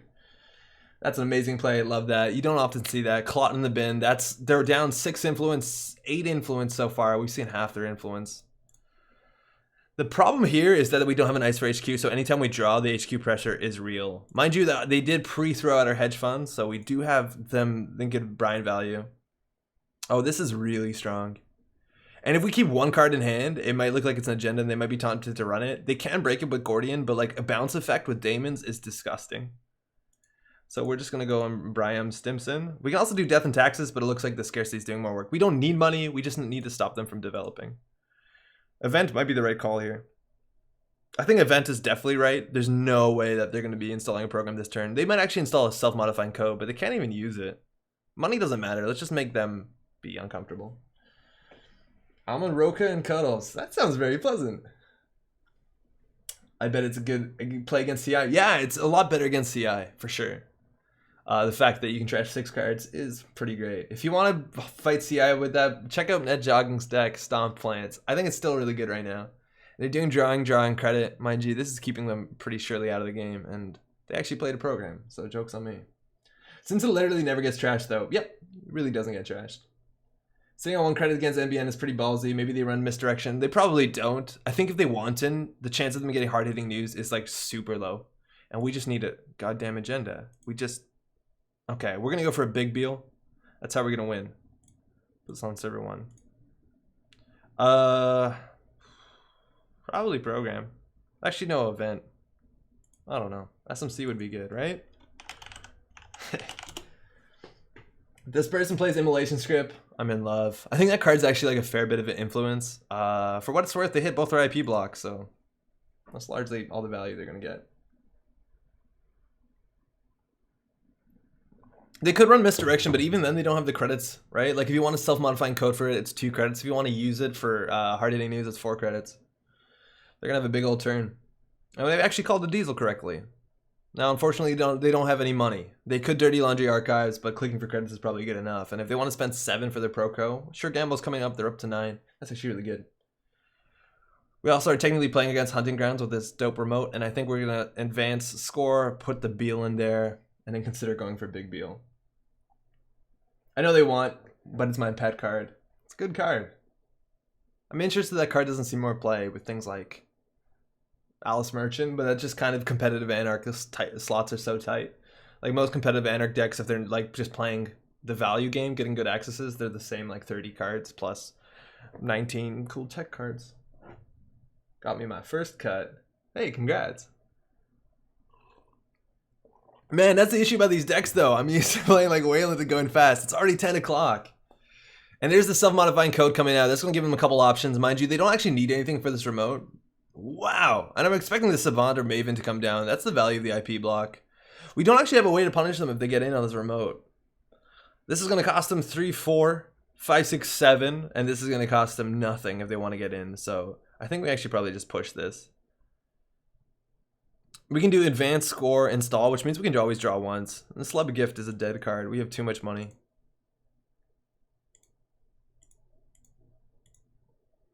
At this point, they want to probably use their SMC for something, so calling program seems reasonable. Andre, any other OP events I'm actually calling up? This weekend on Saturday, there is 4 game night kits at the same event. They're just putting all the prize support together. I don't know, for the long weekend. Yeah, I'll be there. Should be good. I think a lot of people from Montreal on Facebook said they were showing up. So if you're in the area, come to BD Cosmos. It's technically in Laval. They always run a nice thing. Quetzal versus Aster Train. Man, don't we all miss Aster Train? Magnum Opus! Whoa! That's coming down. That makes a lot of sense with the Leprechauns. Or even the Deck Deer. Save that 1 credit. Now they got a Nikon engine. They still have 2 self-modifying codes that they want to get. It's the Quad GNK. It is the Quad GNK. Shang Sid, hey chat, joining the stream late. What's the theme today? So how's it going, Shang? Thanks for dropping by. We don't have a theme just yet. Well, we do. We're going to be playing some Brain Damage and probably some Comet if we have more time. But we're currently playing Wishbone, the deck list of the week. And this is our second game. These games aren't really fast. So they can definitely contest this remote. We have enough cards that they might be scared of hard-hitting news. If we have another piece of ice on here, it'd be best. I think we can always draw once. That's really good. Now the problem is if we install this, we can't go Big Beal. We have to slow Big Beal. Slow Beal? Oh, we don't need to play any more econ cards, so I think we'll slow Beal. At this point, they're probably not going to play any more events, so it's all about resources and programs. We'll just keep this on program. The money really doesn't matter. That's a lot of Kagugos. It's actually the old GNK, Jim, unfortunately. Oh, we got Peace. It's still Builder Nation's Snare, I think that's what it is, and Wayland tokens. Earthrise coming down for 6 credits. But the Kagugo looks so nice. Shang Sid is saying Kawinda, please. That's what's gonna be happening. We're gonna be trying out Kawinda for sure. Alright, 12 credits, no self-modifying code. How big a Beal can we get? Still program seems right. If they run nanotech, they actually break this for 2 credits. It's not the worst, but they have to install their nanotech. So if we get this up to 6, it does nothing. You want to get this to 7. Pieces coming up. Ah, shit. We actually probably just get this up to 5 and hopefully jam another agenda we top deck. If we rip off a QPM off the top of a Beal, we'll just jam it. I wonder if you could make a Pirate style Haley Comet deck that made use of Lean and Mean. The issue with Lean and Mean is just it's not good. It's just not a good card. It doesn't do enough. It's worse than just about any econ card in the game. But Pirate decks apparently are good. This is scary. This probably means they're going to recur this Wanton Destruction over and over again. They also haven't shown a single indexing. Indexing through Newshound, they don't have the answer to it just yet, so we don't have to be that scared. I think we're just going to do advance, and this server looks safer than anything else. Let's go ahead and jump that in there to say program. We're on 4 points. We score this, we win. RIP, Personal Workshop. If anyone needs Alt Art Smokes, hit me up, or Fisks for that matter. I miss Personal Workshop. I really do too. I'm surprised. I'm not surprised that I rotated. It did make a lot of decks a lot worse. I'm looking at you, Nasir. Mind you, some people are playing Nasir with Grappling Hook and the Dig Deer, or not Dig Deer, the Kongamato Bengali stuff. And it seems okay. That's the SMC. They might actually contest this remote. They might contest this one. And there's the misdirection. So they are playing around hard-hitting news. Seasource still is good. And we have 1 of each still. And they actually might go ahead and contest this remote. It was still going to be pretty expensive, and an unadvanced card does look like it has some QPM value. Jokes on you, my HQ is worthless. That's generally how we play this.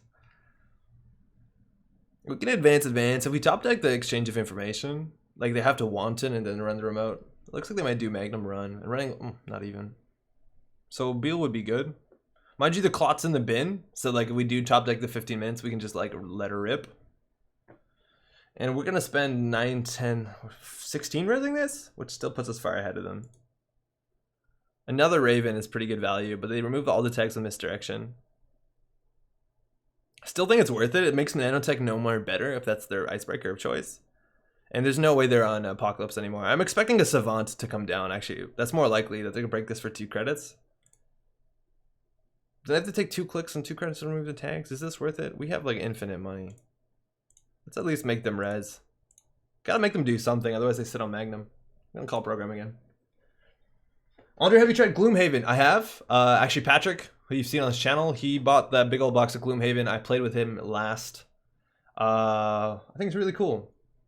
I don't think I have the time to play it, so I'm not that invested to drop the 200 on it. But like, it's a thing that'll last you likely a lifetime, and that's actually really cool. I wish that it was better at organizing itself, because that's actually one of the things. It's like, I saw how Patrick organized it. It's beautiful, but clearly they spent like a lot of money and then like hours and hours and hours and hours. So they're going for that. They have to find their program to deal with that. Jim is saying it might be worth preemptive for those IP blocks. I actually probably would preempt it for the C source over everything. And we probably want to preempt it before we lose it to Wanton. Let's see what they install with their self-modifying code. It looks like it is the Maven, so we did call it. So those IP blocks are looking pretty good. They break this for 4 credits. It's actually pretty good. And the indexing, even if they steal an agenda here, it means we win. They probably think this is an NGO front because it looks like they're not contesting it. Mind you, they're down to 10 credits. If they want to run it, and there's another 4 credits for this 2 cost ice. It's pretty good. Andre, if it's cool with you, I'd like to get a game in. Be cool for a local community, not bothered if it's runner of corp. All right, Cluster, let's do it. I'm going to build a deck after this, though. We're going to build a corp deck, so if you want to run against it. Seba, what's up? Which class did you play in Gloomhaven? Do you remember? I played without spoilers. It's one of the starting classes. Pat showed me some of the unlockable classes that he just unlocked yesterday. Super rad. It was the Tinker. It was like this mechanical little person. This is fine. I thought it was cool. I was like throwing traps and mines and stuff. Actually the way Gloomhaven works is it's pretty interesting, the mechanics. It has a lot of cool choices. So that's only that. I think we just win. Mind you, they're like scary close. It looks like their whole game plan is just the same old thing indexing. Oh fuck. Oh shit, what's the chance we lose? There's a small chance we lose here. Mind you, now it's cheaper to break. Ooh. Ooh, we might lose. Oh. Is there another agenda on there? Is there a food on top? Do you have it? My friend, do you have it? LA, how's it going, man? How are you doing? It's been a while. Okay, good game. We got it. Mind you, they did get 5 points in a single turn. Hey, good game. That indexing scared the shit out of me. I will not alter my 2 decks that I prepped. Still cool if I watch a building section? Yeah, do it up, Clusterfox. That's fine. Good game.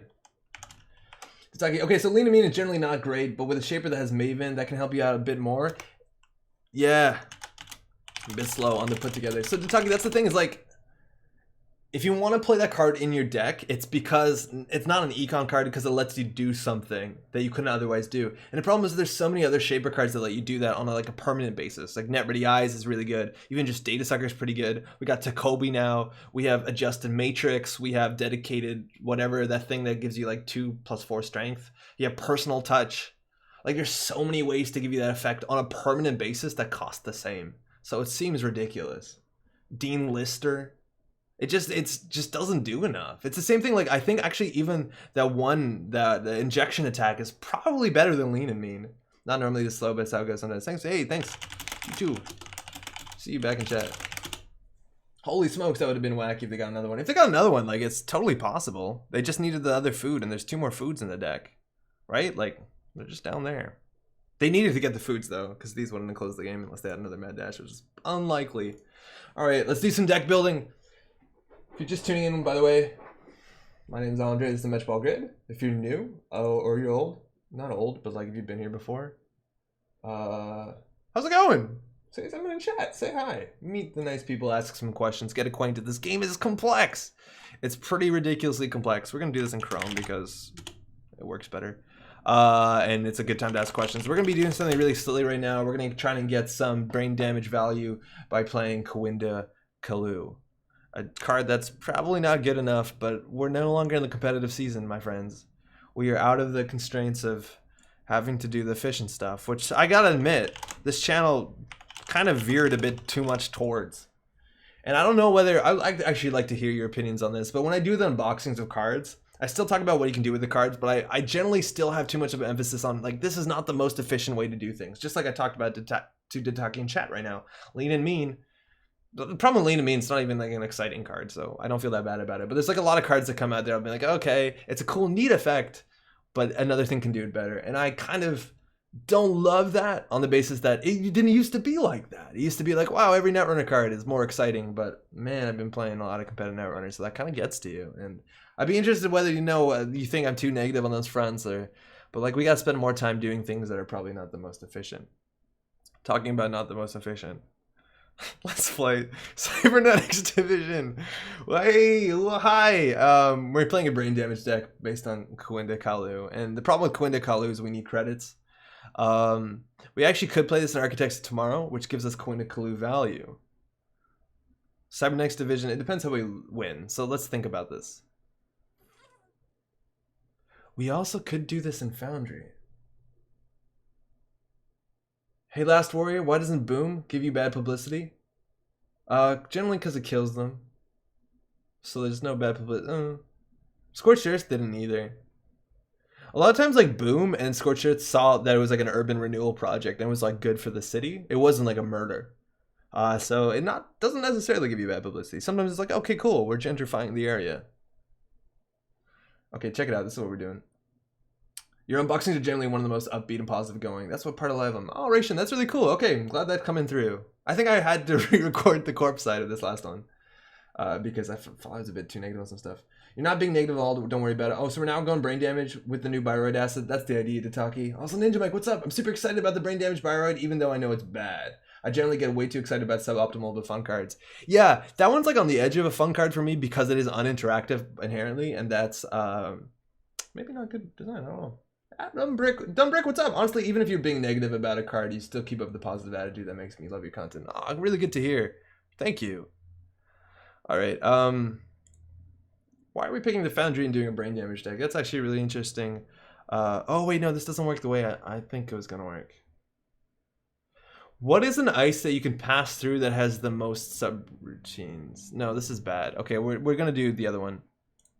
Okay, so Quinta Kalu is a card that if you leave it in a server, it will do brain damage through traces. There's a big chance that somewhere in the next 10 minutes, hopefully we build this deck in less than 10 minutes, we will get off the beaten path, or not off the beaten path. We're going to lose the plot a bit. Because I have another idea that's probably better than Quinta Kalu that's still kind of weird. So we'll figure this out. It's custom biotics also might not be the worst, but this is the idea. Quinta Kalu just came out of this pack. Quinta, by the way, in Swahili means hunt, if that gives you a bit more insight into the flavor of this card. Let me move my face real quick, by the way. Whoop. Quinta Kalu does a trace at the beginning of turns. Now, she's expensive to res. I don't know. It's a Bioroid, not a she. It's expensive to res. The trace does brain damage if successful. Now, you can spend money into this to make the brain damage guaranteed, or you can just let it build up. And if you build up, the runner has to go run and trash it. They pay 3 anyways. It's interesting. The problem is as soon as you spend a lot of money on this, it's probably not the best. And a deck that has like near infinite econ, maybe like a cerebral imaging deck, you could just install this, res it, and pay like 9 and give a brain damage right away. Is that great? Probably not. But it's interesting. Now, is a brain damage worth it in this deck? And I don't actually know. There's a chance that Quinta Kalu is actually not necessary in a Cybernetics Division deck, because the first thing we have to decide is how we're going to capitalize on this. Cybernetics Division means you start with 4 cards in hand, which means anything that does more than 4 damage is lethal. Now, if we deliver 1 brain damage, maybe through Quinta and another ability, they're on 3 cards. And there's a big difference between having 3 cards in hand at the end of your turn versus 4 cards in hand at your end of turn.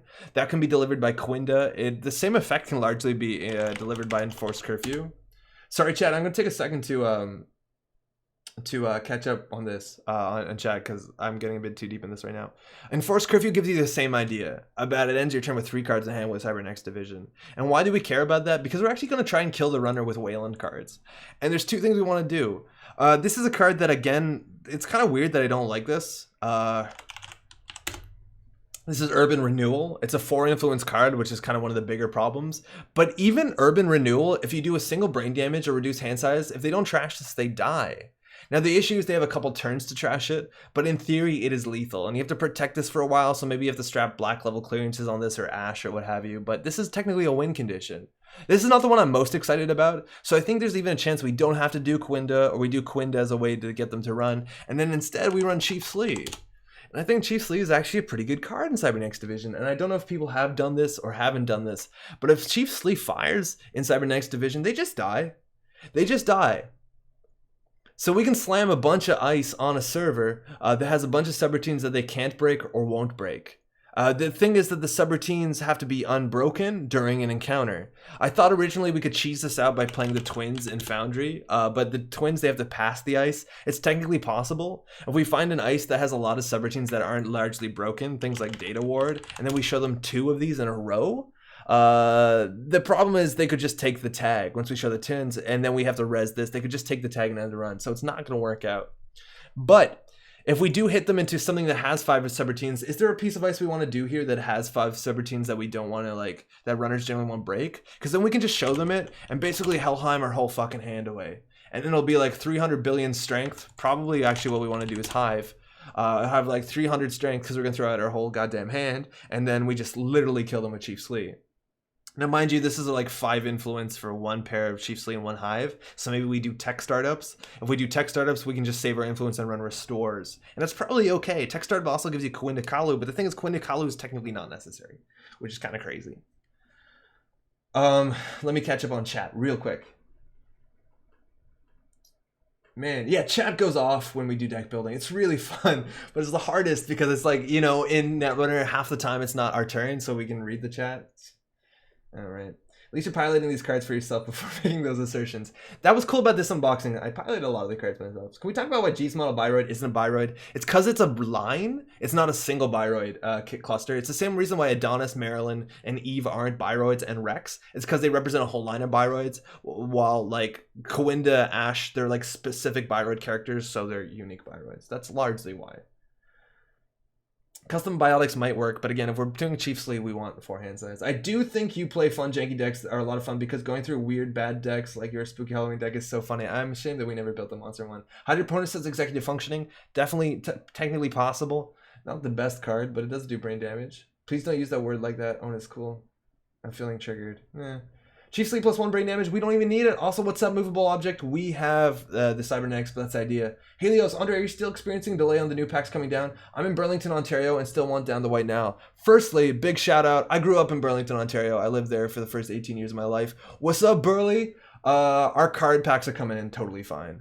Are you going to like Conspiracy Comics? Where do you buy them in Burlington? Is it like Mumba Temple primary transmission dish? I don't even think we need to go that far. If you're going that far, you need a lot of traces. So then executive functioning is good. You can play punitive counterstrike, which is cool with Brain with Kawinda. If you want to do the trace thing, you have some options to do it. That word has very specific meaning for people with mental illness conditions. Yeah, triggered gets thrown out in a lot of like very casual ways that are probably not the best. Urban Renewal makes them run remote. It does. Gross. Playing against any black level clearance, we could do it. Black level clearance is also interesting because it's cool if you res black level clearance. Let's just talk about these cards in person. Black level clearance, expensive ass card. Sometimes it gives brain damage. Sometimes it protects the things that we want to protect. But the best thing about this card is that you can res it for free with Breaker Bay Grid, which is rad because it also means that you don't have to pay for Kawinda. And Kawinda is very expensive, so check that shit out. Economic Warfare, Defective Brain Chips, and Kawinda. Net jogging, that's like a big thing why I'm not convinced about Kawinda, is that you can run Kawinda and then run things like Economic Warfare, and then you could like, you know, keep their money down, so Kawinda's super easy. Mind you, Kawinda fires at the beginning of your turn, so they can still click for credits. You can also run like reversed accounts, but it's coming to the point where if they don't have money and you have money and then you're trying to fire with Kawinda, you might as well just go ahead and like score next wave 2 to do brain damage. You might as well just go ahead and score self-destruct chips, right? Like if you have the ability to protect a remote, I'd rather just score agendas. That's why I don't understand about Kawinda entirely. Free lunch. Aaron Boy, Macrophage. Aaron Boy is interesting. Macrophage is interesting. Pop-up is... Technically, people break pop-up once they have their breaker. I guess not with Black Orchestra. Still gonna try any brain damage subroutines. We can try it. Tour Guide, probably not gonna work. Low-key, I don't know. Brainstorm, the thing is, if that fires, we win anyways. Are we gonna play any Sunny White Hat shenanigans today? We might end the stream with it. I'm buying from Dungeon Comics since they're matching 401. Conspiracy wants 25 for new packs. That's brutal. I don't know where Dungeon Comics is. Sleep means we have to protect a remote. We do, for 1 turn. And we protect it with the ice, like we do Hive, Slee, we're good. What's up, YouTube? I tried something like that when Slee and Next Ice, back when Bronze is around. Actually, yeah, Next is also pretty good with that. Next Silver is pretty good. Marcello, what's up? What about using Chairman Hero and First Curfew Mask Kawinda? That's a lot of influence. Chairman Hero reduces them to 2 hand size. You might as well just kill with Ronin at that point, I think. Macrophage with sub boost. That's actually a really good piece of ice. Ed Fortune, what's up? I told you deck building was the way forward. What up? Project Wotan, that technically is still a card. You might as well just play bad if you're pulling this much influence. That's the thing, is like inherently Kawinda, you could just like run a good remote and then score these things in it, which is the biggest problem with Kawinda for me. So we have to do something weird. I think we might just do Chief Slee. I don't mean to take over the chat, but thanks for being understanding. Oh no, it's all good. Yeah, Majukas, that's a Fun exhausting seeing that word. Yeah, people use that a lot. There's a lot of things that people throw around on that makes other people unhappy, and they might not know that. People don't break Little Engine. They have to. Wotan. Oh man, Wotan is so far behind the curve in terms of agendas that are good now. And I think we actually, this deck, if we're doing brain damage, probably doesn't want to score agendas anyways. And if we're running Coindo, we probably want to run SSL endorsement. That's pretty good. And then we can just run whatever other 5/3s. I think we're going to try Slee and maybe try Coindo. I think we're doing too many things. Coindo and IG Hydroponus is probably okay. No, actually, it's probably bad. It's like 4 influence. Macrophage is an awesome idea. Yeah, Macrophage is not bad. It's also just good. It'll just be good. But let's try this out. Let's try and get the basis down and then figure out what we can sort around that. Because a lot of these cards are a lot of influence, and that's kind of the issue. If we're playing Coindo, also, we need like a ton of money if we're doing the trades, which I don't know if we will. Okay, we're doing Chief Slee, right? And Chief Slee is 3 influence, so we can run 2 copies of Chief Slee and then a bunch of copies of Tech Startup. I think that's a fine place to start, and we just need to make sure she fires. And I think one of the best ways is don't score agendas and put hives on every goddamn server, because this thing is brutal and it ends the run, so people aren't like that excited about playing it. Lord Dorfman, how's it going? Lord Dorfman in YouTube says Excalibur. I would not have considered that, and I think it's actually a super good include in this deck. It's so good with Chief Slee. Super good shout out, Lord. Because then they can't contest this remote, and it's kind of the best thing. It's also really good with black level clearance. Excalibur is disgusting with black level clearance on the basis that they can't run the thing again. Wow, that's really good. Thanks for that shout out. What about Grail? Very influence heavy, but even just Merlin.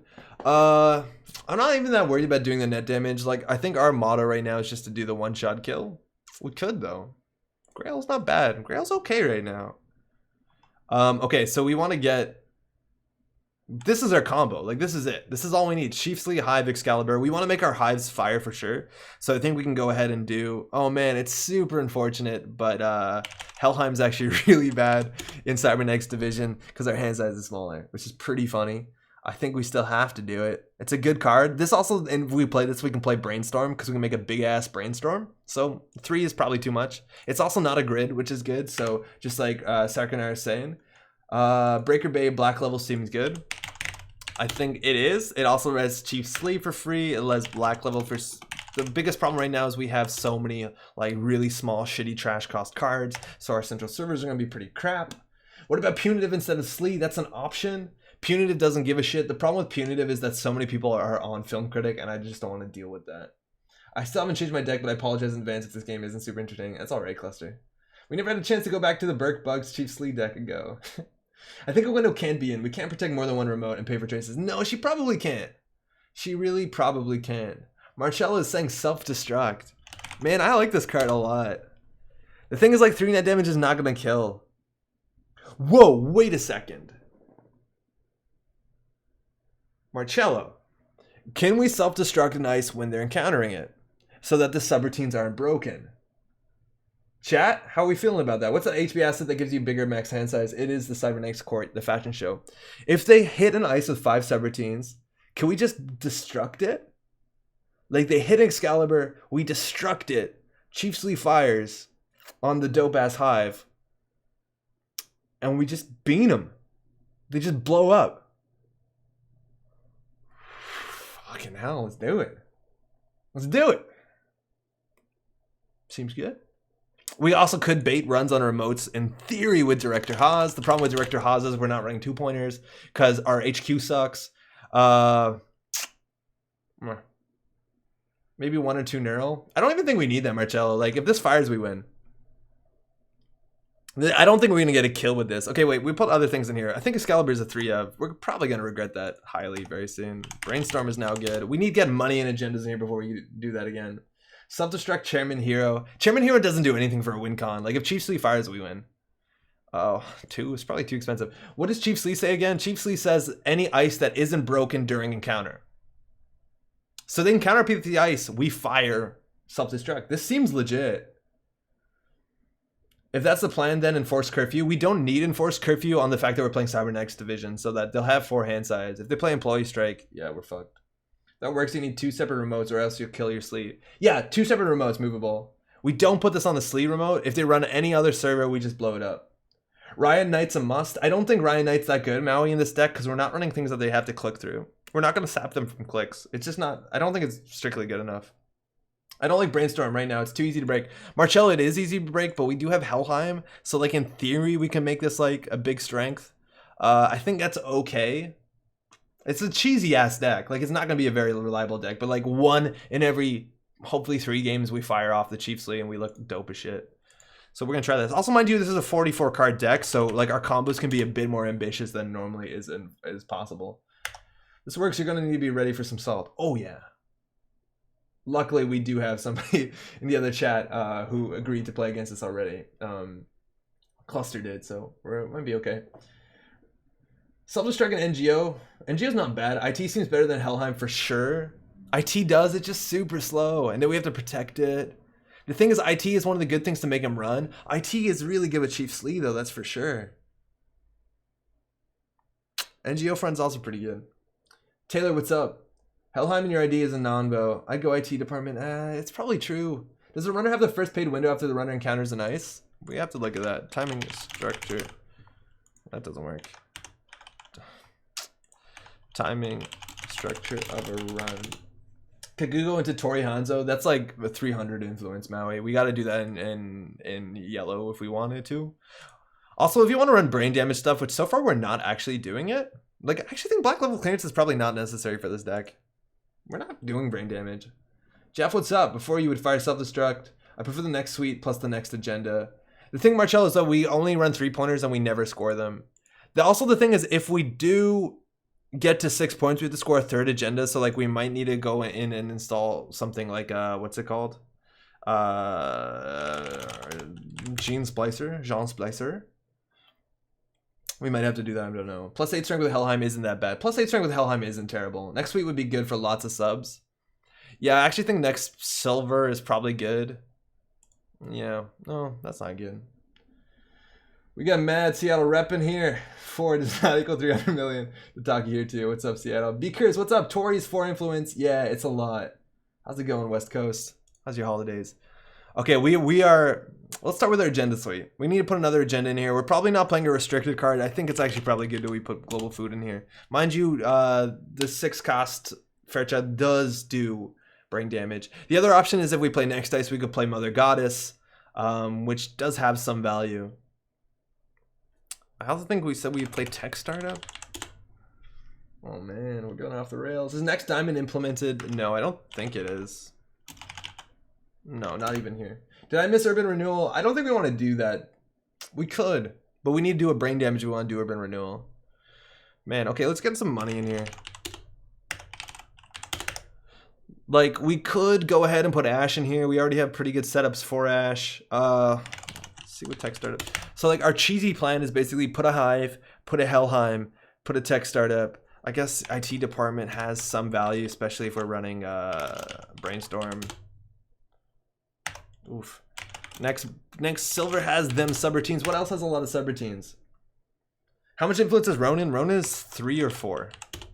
4. It's probably not gonna work. I did much success with my next attempt this kind of deck, and that was pre-Helheim in the middle of Summer of Anarch. Ice Destruction was rampant. I'm really excited to see how this works. No Cerebrals. We could. Then we'd have to motion. The thing is, inherently, this deck does not require to do any brain damage. As much as we titled the YouTube thing Brain and something, we actually don't need brain damage. If Slee fires, we win. Right? Is next wave 2 an agenda worth it? It's not, I don't think, because I'd rather just have 6 agendas, because so much of our deck is bad at scoring agendas. We probably don't want to. What other next dice has a lot of subroutines? The new next, what's it called, has some good subroutines. It's actually really good with Helheim servers as well. Ooh, yeah, next Sapphire is really good with Helheim servers. It also helps us reinstall our combo. 3 might be too much, but I think we need to. Next Opal doesn't do enough. I think next Sapphire is just strictly better. We're not going to have a lot of cards in HQ. It's actually a non-bow against Cybernex Division for sure.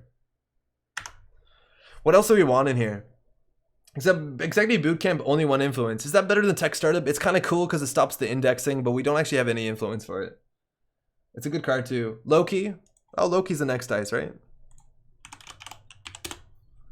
Yeah, I guess we have Loki Excalibur. Loki Excalibur is busted. Yeah, we probably should do that. With all the multi-sub eyes, Code Replicator instead of Hive. Kevin, what's up? Code Replicator is not great. They can just jack out. right? Like they can break Hive twice. I think we're not gonna score agenda, so the Hives are good. Oh wow, we are 1 card over. Whoa, we actually built a deck. Okay, so Breaker Big Grid, Black Level Curiance, these are only in together for the same, so I think they're actually relatively bad. I wish this loaded so we could find out whether we can cheese with this thing. But there's no way this is good enough. We actually don't need brain damage, and then Breaker Big Grid doesn't do that much. So what else do we put in here? 3 Self-Destruct might be crazy too. Poor Coinda got cut from the deck you made just for it. Yeah, Coinda did get cut. FC2, 1-time Loki is solid. Yeah, 1 Loki is actually really good. FC2 does do brain damage, which is cool. We also could, in theory, do Z2. FC2 is a pretty good piece of ice. So right now we have a deck of 44, and we have 15 ice. So I think we don't have to worry about ice. Mind you, some of our ice is unique. I think 3 Excalibur is probably crazy. So we still need a bunch of cards. Green level, probably not bad. YGFI, they need 3 agendas either way. What about a Kawa and FC 3.0? Yeah, you're right. Actually, Global Food doesn't do anything. It's good against Mad Dash, which is kind of popular. Yeah, Kawa. Yeah, maybe we do a Kawa. That's interesting, actually. Yeah, I actually think Mogo would be better. Just like a dumb brick said. Is Mogo's probably better than FC2? It just makes Nex stronger. It's also technically protects the Chief Slee relatively well. No, it doesn't. Ooh. It also gives us influence back, which is actually probably the best thing about not playing food. So here we have a couple options. We could play a Kawa Project.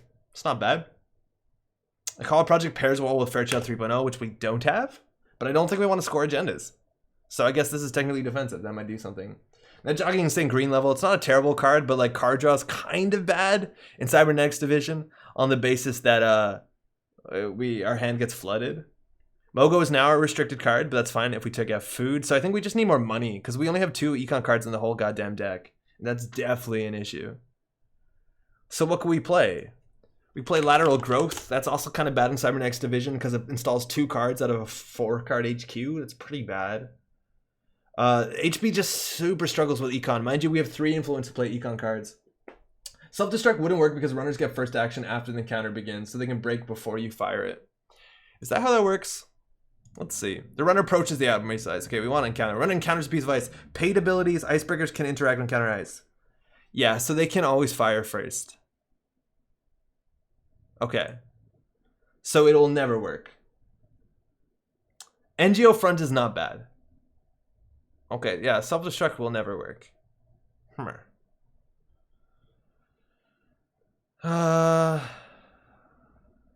We don't have money. Yeah, okay. That was cool for like a second. Clearances have always been awkward in Cybernetics. Yeah, Lord, I think that's right. Runner breaks subroutines at 3.1 after encounter. You would have to hope the runner doesn't break. If they don't break, Sleep fires anyway, so we're fine. That sucks. That was almost really cool. Also, check what's up. I don't think self-destruct works with Sleep. I caught up with chat. Yeah, it probably doesn't. Executive Bootcamp is not terrible right now. We can play that instead of Tech Startup. But we have 3 influence. We want to spend money. We want to get money in here. NGO front is not bad at all. We need jam things in a remote. It will work if they let Hive ETR. 100% will work if they let Hive end the run. Okay. 3 influence. What's good econ? Cerebrals make a hard decision to run. The thing is, like, we don't get any value from Cerebrals. Like, our deck does not require any net damage to be successful. Executive Bootcamp is kind of bad if we show them that we draw Chief Slee. We want this to be a surprise. So we just want economy. We could do empty remote Maryland campaigns, but we also need to spend 3 influence. What's a good way to get money and spend 3 influence? Probably not. We also could just run 3 scarcities because it's a busted ass card. And also, mind you, currents are like super good in a deck that runs through 6 agendas. Also, scarcity is really good.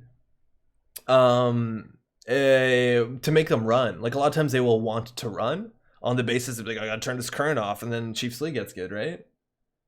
Junebug, install advanced events, does 4 damage. We still can't capitalize on that. Onus Cool's thing, Beanstalks. Beanstalk is like, it technically is influence. You can play it from 0, but in an HB deck, this gives you a click for 3. Beanstalk is just about as good as Lateral Growth a lot of the times, because this gives you 2 and gives you an install, so it's kind of the same.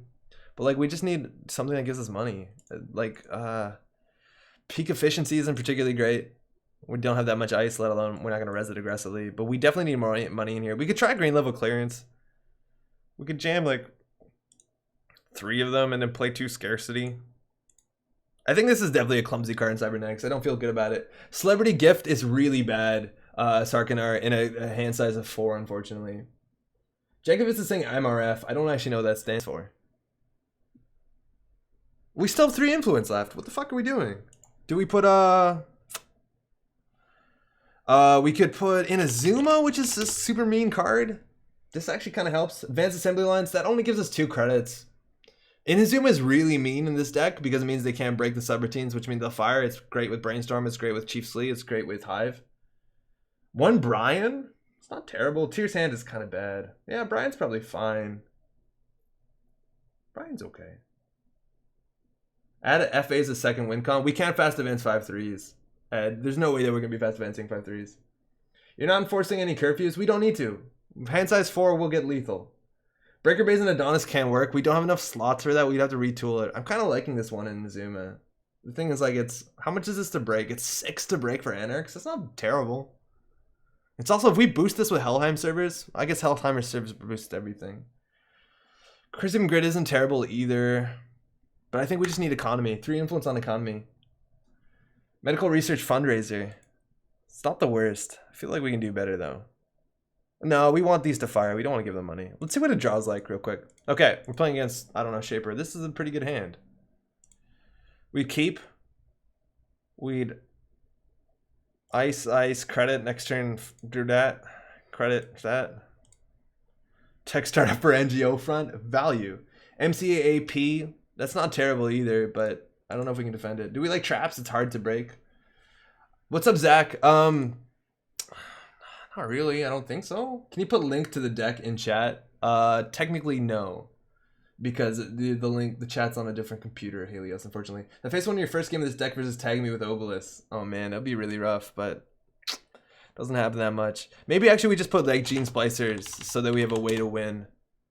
Or also we can play like an Offer You Can't Refuse, which is like super cute. Also helps us to win. Oh man, this helps us win. Super cheesy. And we can also fire it for Chief Sleeve value. It's pretty bad. It's pretty bad. This is not an econ card. Special Offer, it's potentially unbreakable, sub, and gives you money. Probably not the best. Special Offer only fires once. Like, I think pop-up window is probably better. This is probably not good enough. Man, the last card. Just, it's the hinge. It's the pin that holds it all together. We can just replace green level clearance with 3 econ cards that are better than green level clearance. Probably Beanstalk is just strictly better than GLC on the fact that this is bad in Cybernetics Division. Alright, chat, that's it. We gotta shut this down in 2 minutes. We gotta start it. Okay, let's go. Do this, start by influence, read them all off. Beanstalk. Liquidation. I don't think we need ice right now. I just want to put econ in here with Marcello first. It's kind of expensive. Second vote for Stinson. Okay. Stinson. Cut. GLC is a deck. The Chief. Oh, that's a bad name. Oh, I'm so sorry, chat. Oh, chat, I've done it again. Oh, fuck me. Oh, no. Oh no, we gotta rebuild the deck again because it logged out. Oh, Chad, no. Ass. Don't worry, I got this. Perfect memory. Hell, shit on me. That's terrible. How did this happen? Let's go. We got this. That happens. That means we took too long building the deck, right? That's like the biggest thing about how you have to build the decks, a deck really fast. Hedge fund, a green level clearance. Might have been just 2 of these. Chat. We got this. Scarcity. Hive. Next silver. Sapphire. Let's go. 2? Mother Goddess. 2 Excalibur? Loki? You got this. Oh man, I hate when this happens. Yeah, this is the worst. Mogo, we got it. I don't think we put Macrophage in this deck. Okay, chat. We're short 4 cards. What are we goofing up? There's definitely 4 more assets. I think we had IT department in this. We had brainstorm. I don't know if this IT department's that good. We had brainstorm. I think we're just missing 1 asset. We had 2 NGO front. Oh wait, yo, Unode, what's up? Clipped the deck list. Oh man, that's perfect. Thank you so much. 2, 3, 3. Okay, so this is definitely wrong. That was a 2. I think we knew that. 2 second 2, 2, 2, 2, 2. Thank you so much. Perfect. I nailed it. Oh man, that's huge, Unode. Thanks so much. So give me 1 second. Just make sure everything's running. Get on here. Unode MVP. 3 Excalibur. I think we only had 2. It's unique. I don't want to draw too many of them.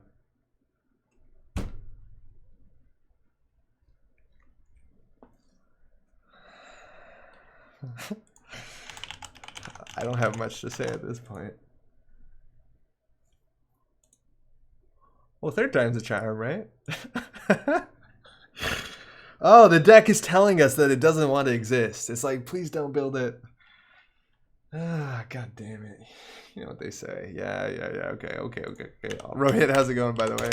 One more time. I got this perfectly. We're gonna do it also perfectly in order. Like, we're gonna go through this all. Okay, so it's Chief Slee. Next would be IT department. Oh, come on, chat. Tech startup. No, NGO front is technically before this alphabetically. Brian. It's me, Brian. Brainstorm. GLC. GLC is definitely a mistake. IPO. Scary City. Brainstorm. Okay, so it's Hive. Silver.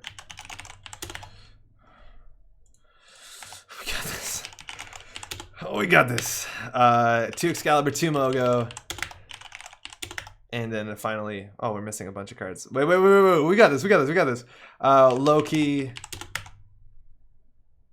We missing 3 cards?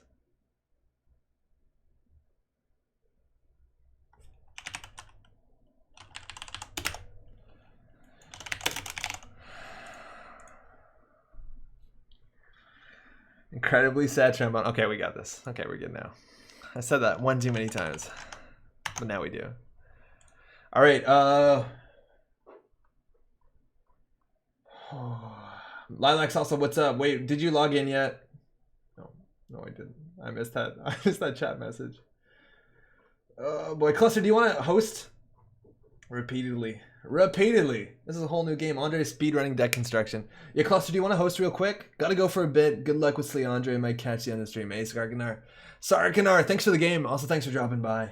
This should be recorded. You'll be able to catch how this goes. Cluster, if you're there in chat, I know you have a bit of a delay. Also, if you're tuning in, this is Metropole Grid. We built the same deck 4 times, maybe 3 times. Man, yeah, building decks takes a long time, huh? All right, you want to host it up? We'll join up. Okay. Yeah, if you're new to the game, what's up? That's my abridged introduction. Wild off the rail. Was cheap. Man, like, that's such a bad name. Cybernetics. So they know what they're up against. We don't know what Cluster's playing. They're gonna host a game. It'll be fine. Cluster, you're hosting, right? Ah, okay. Otherwise, chat, how are Store Champions still on? Do people have Store Championships still? I think they ended in my area. We got like nothing till Regioners. Metropole Grid Live. What up? Let's do it. It's a cool icon. Fire the banner. Oh man, I almost hit leave because that's where the start game thing is. I'm usually not a guest. It's been a while. Let's do it. So, IDs that are really bad against us. Anything with plus hand size that doesn't really exist. If they play like 1 plus hand size card, we're in a really, really bad spot because our deck is super cheesy. I guess we have to brainstorm to fire, which is not impossible. No pressure. Alright, Leela, that's actually fine because we don't care to res anything. This hand is technically bad on the basis that we don't have Econ, but again, there's only 8 Econ cards on our deck, which is actually not that bad. I think we'll keep this just because it's so easy to get something worse against Leela, and the fact that we have no way to bury agendas, let alone score, so we're just going to hold back. You're supposed to end last week, but I think a store or two is doing this weekend. Jim, are you playing this weekend? Lord, by the way, thanks for these streams and your unboxings. I moved away from all my friends who played during my bed cycle and haven't been motivated to be back until I started watching your channel. Oh, thank you so much for that comment. Biggest thing, Lord, if you haven't played the game recently, the game's in a really good spot. And I can say that super confidently coming back from Canadian Nationals. While a lot of the runners were running Val, and at the top tables it wasn't that diverse, I don't think there was any like incredible... Oh, no, of course, do it up. But like the decks that are like doing really well right now are kind of like fun, cool Netrunner stuff like that Wishbone deck. A lot of things seem really like open. Criminal's gonna be coming back in a couple of packs, so we gotta see how the siphon spam looks. But things are like really good right now. And I came back from Canadian Nationals, and the one thing that like rested with me the most, besides how great everybody else was, is that I was excited to play. I really was. Jim, best I did was third this season. Third is pretty good, my dude. That gets you a cool playmat. So, Leela is probably not running a lot of AI. If we can get this to fire, which is impossible, turn 1 is pretty good. But I think we want to get this on R&D, so if they do get a balance and run a remote, it's pretty good. It doesn't get a really face check penalty, but it's good there. It's technically best on the outermost piece of ice, but we want to cheese them into this. Actually, in theory, this card should be on the outermost piece of ice, so when they hit it chiefly, they can't run the other remote. Now, we are weak to indexing, so we want something. This is actually good against indexing. For that reason alone, we'll play it. And we could put Brainstorm on here. I think that's probably fine. They still can see one in HQ, but this also might look like we have agendas and they want to run. What's the name of the Count Siphon replacement? It is Diversion of Funds, like Taylor K has your back. I'll have a mat to give away during whatever we do. Attract new players this summer. Hey. Excal, yeah, Excal is super good for indexing. And I don't know, I was playing 2 Leelas, or 2 indexings, excuse me, in my Leela at Worlds. Liked it a lot. Who made the StimHack logo, by the way? Do you mean like the StimHack, the card? Or the website? Oh, I have no idea. StimHack is like a really old website. StimHack was founded by a guy known as Sneaky Sly, if I'm not mistaken. Simon Sly? He's the person, one of the people behind, oh, that's good. One of the people behind, oh, wait. If we do this in a new remote, install advanced this will fire. I also totally forgot we have 4 hand size.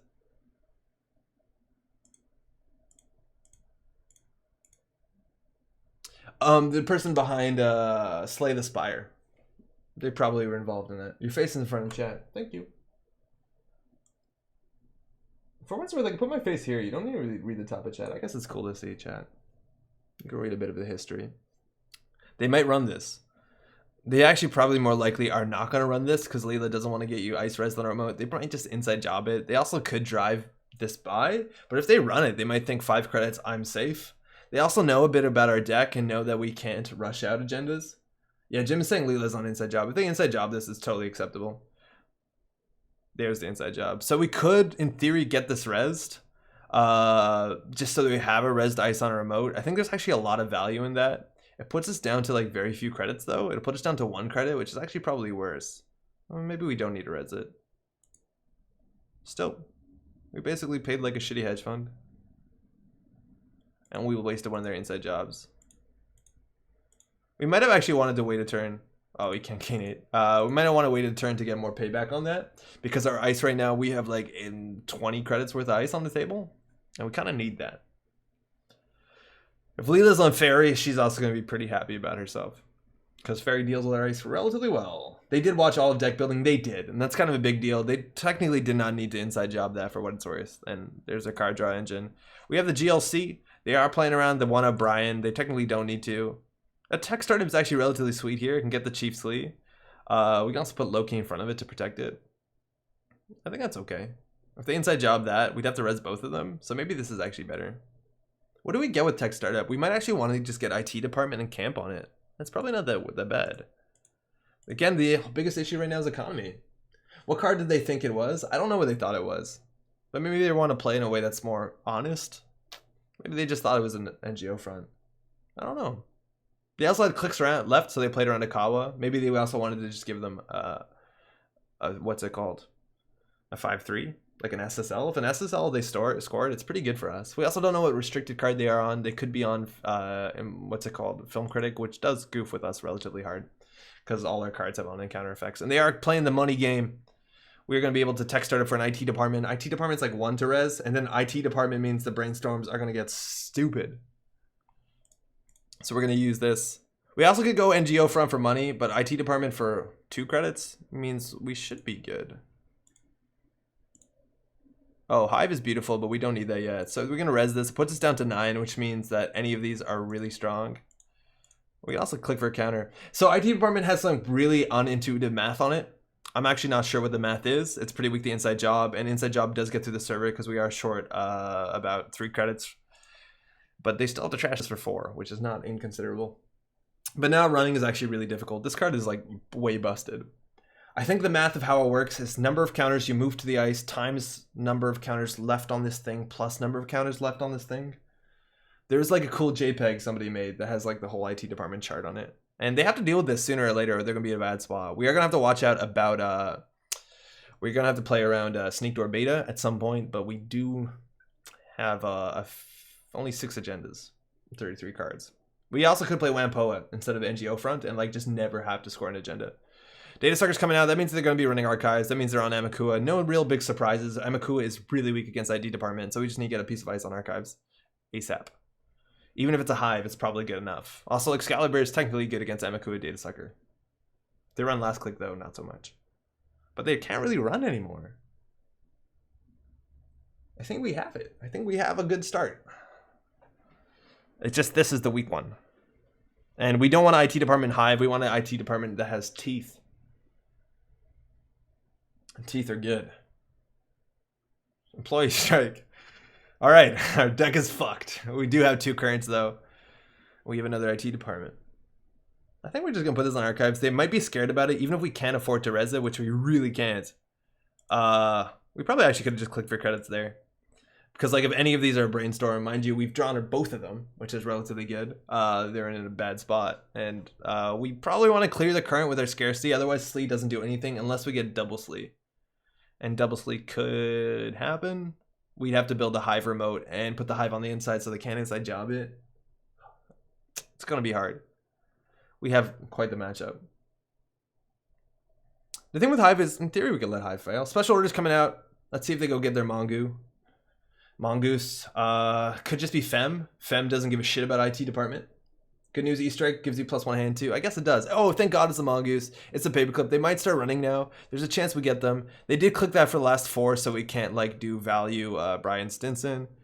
That's actually really cool too. That gives us some credits. I think we're just gonna pre-res this so that it's not weak to drive-by. It's not weak to interdiction. Like there's nothing else this could be. So I'd rather just get it resed. I don't think it's weak to anything. Yeah, Easter egg does give us +1 hand size, which the way we're playing doesn't matter too much. And if we didn't res this, actually, it's really hard for them to run right now. It really is. Because we have money, we have IT department, and we have these big old brainstorms. Maybe we will need 3 in the deck. I don't know. But like money's pretty good right now. We're going to be sitting comfortably at 17. And we can res almost all our ice. And now we can just camp this and ice up everything. And they can't interact with us. Again, they might just play gang sign, but I don't think we plan to score. Do you think they would overwrite Easter egg with interdiction? Largely no. But I'm more worried about like drive-by. And wow, bank job. Okay. We're going to play a really boring game stream. I'm so sorry about it. But like our best play right now is just to camp the IT department. This card is super busted. It is super weak to Fem. With Data Sucker, they might not have MU for Fem, but this is also really good with Fem as well. But the Mongoose makes me think that might not be the case. They can't play Gang Sign and Employee Strike. Oh yeah, it's super important. They can't. It's restricted. And I don't want to play this because then that means after we pop this, they have a server for bank jobs. So I don't want to play ice that we don't need to play. And I think we can just play more money. If they run HQ and trash any of these, it doesn't really matter. Let's take the money. And this card, we can take 3 counters off of it, and then it'll add 3 times 2 plus 2, I think is the math, or 3 times 2 plus 3. So it'll add 9 strength, which seems pretty good. It's also kind of really good with Brian Stinson at that point. Yeah, I don't pay enough attention to the restricted cards. I really should. Wait. Sure? Okay. What's up?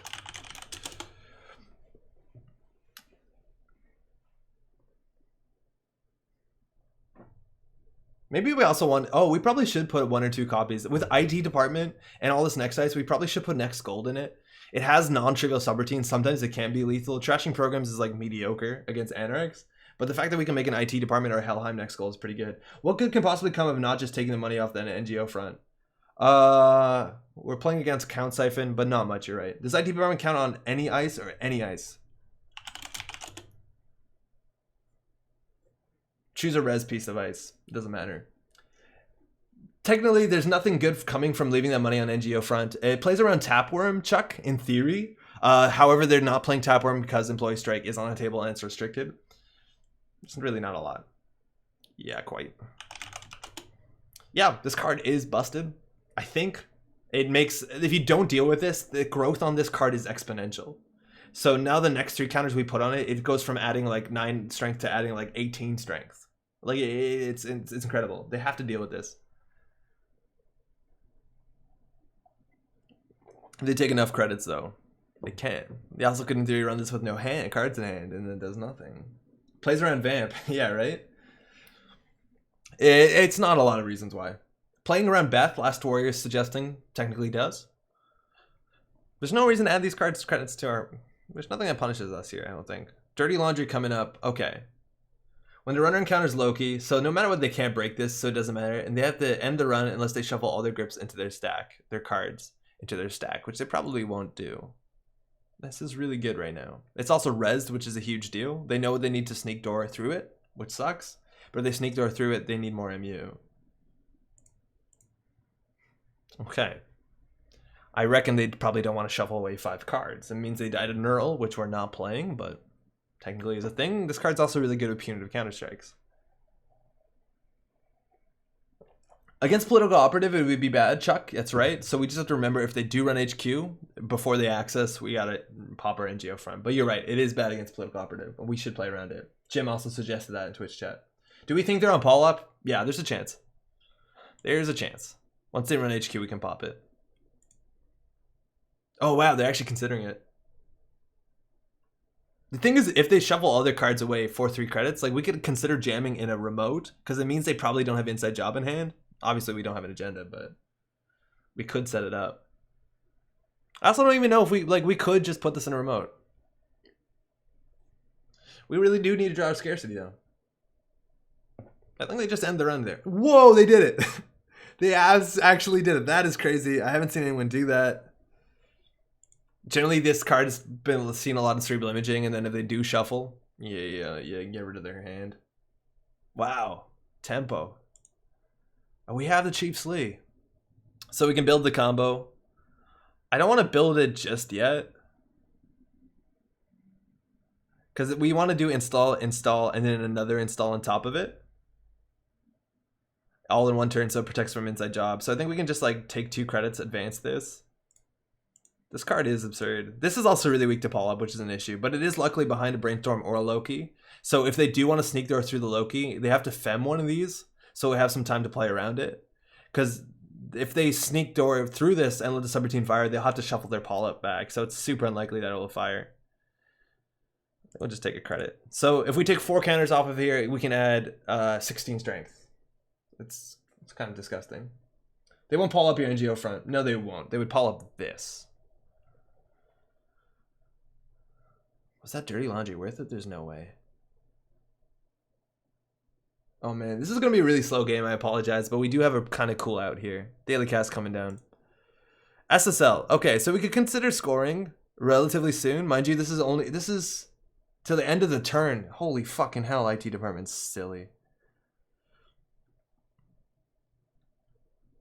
Okay, I think this is okay. So we can put this on server 2. We didn't do any math. This adds, what, 16 strength? So it's like, yeah, it's probably not going to work out well for them. We can jam the Slee in there next turn. Also, if they fire that, like if they do have to break the Brainstorm, eventually we'll have this. So we can spend all our credits on this to score the SSL. I don't know how good that is. We definitely are going to need some money. All right. This is our go into Kalu deck, mind you. We did lose the plot a bit. But this technically deck is doing what we want. And how many decks have you played so far where the runner is unable to run? And Ag Infusion does that relatively well with IT department for sure. That was a competitive deck at Worlds this year. It did relatively well. Cerberus was playing it. Dave Hoyland, one of the strongest. Scoring the SSL makes high worse though, which hurts the combo. It does, and then we can fall back on what's it called? Next Ice. It's also really good with Brainstorm, but you're right. It's not the best. Also, Chief Sleed does technically have some counter synergy. Doppelganger. Okay, so they have 2 more MU. That's a problem. We have the Helheim servers. We have a 5 hand size, which is kind of a big deal, but we do have the Helheim servers, so we can make any of these ice pretty big. This is, I think Sneak Door is coming down for sure. And if they Sneak Door into HQ, it's like not that bad for us. I think we want to put Brian Stinson down so we don't lose it. If they steal this, like they can bounce one of these pieces of ice in the inside job and trash our IT department. That's actually pretty bad for us. Now if they Sneak Door, we can make this have a lot of subs, a lot of strength, which is pretty bad too, because they just click through it. Interesting. So what's the play? We could do install advance this. They probably think it's an NGO front. They probably don't even run it. Where do we want this? Helheim servers doesn't really matter that much now that we have IT department up. Well, this is interesting. We want another piece of ice there. We've already seen 6 out of like 14 ice. Drawing is probably bad. You don't want to draw against Layla that much. Helheim, who cares? Yeah, I think that's probably correct.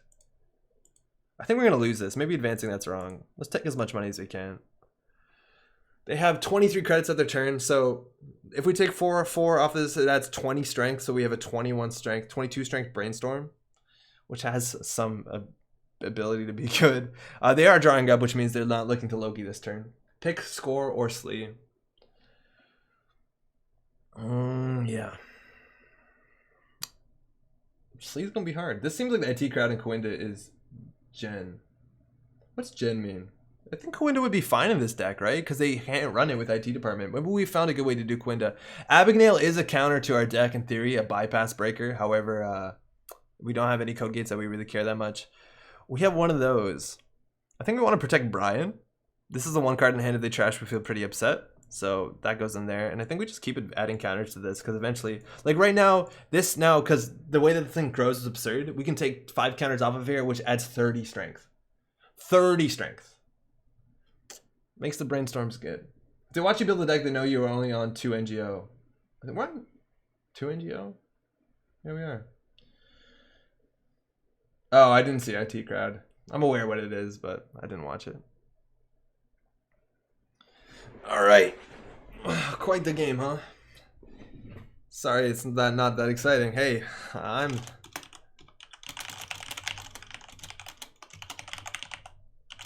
Okay, so eventually we will flood up. We have the Ikawa project. Well, we didn't put Restore in this deck. Restore is actually really good in this deck. For both IT department and sleep, which is unfortunate. Now we are going to flood out a bit. I don't know if we have to make this a bit stronger than that. Doesn't it add 35 strength? If I'm not mistaken, it's 5 times 5 plus 5, but I might be wrong. It's been a while. We'll take some money. We have plus 8, mind you, because of the NGO front. I think it's 5 times 5 plus 5. I might be wrong. 6 times 4 plus 6 is worse. Yeah, you always want to go half. I think it's always better. Half and then on an odd. I need to find that chart. They run 8. Like, R&D is really shit right now. Is the worst. They could be drawing for the Fem. Turning wheels coming down. Not going to get a lot of value. I guess with Excalibur they are. But we kind of need to consider scoring. And now I believe we can. We're going to use all our IT department, which is not the best. Oh man, we need an advanceable upgrade or something. JNet has the math right. Okay, JNet will tell me, which is really good. I think they're gonna, I don't think we popped this yet. I think they're gonna run HQ with Sneak Door. Oh, they can't afford Sneak Door. I think 30 strength is probably good enough. Oh man, this sucks because we have no other win condition. Yeah, you're right. I think we actually need Coinda in this deck and like Restore on the basis that we can't force them to run. And like we unfortunately don't have like our cheesy Chief Sleep combo we don't need to run. Another Daily Cast coming down. They have 27. Okay. So this card does very little. It's good with Helheim. We can make that hive real big. This is weak to spearfishing. And they have 4 cards in hand.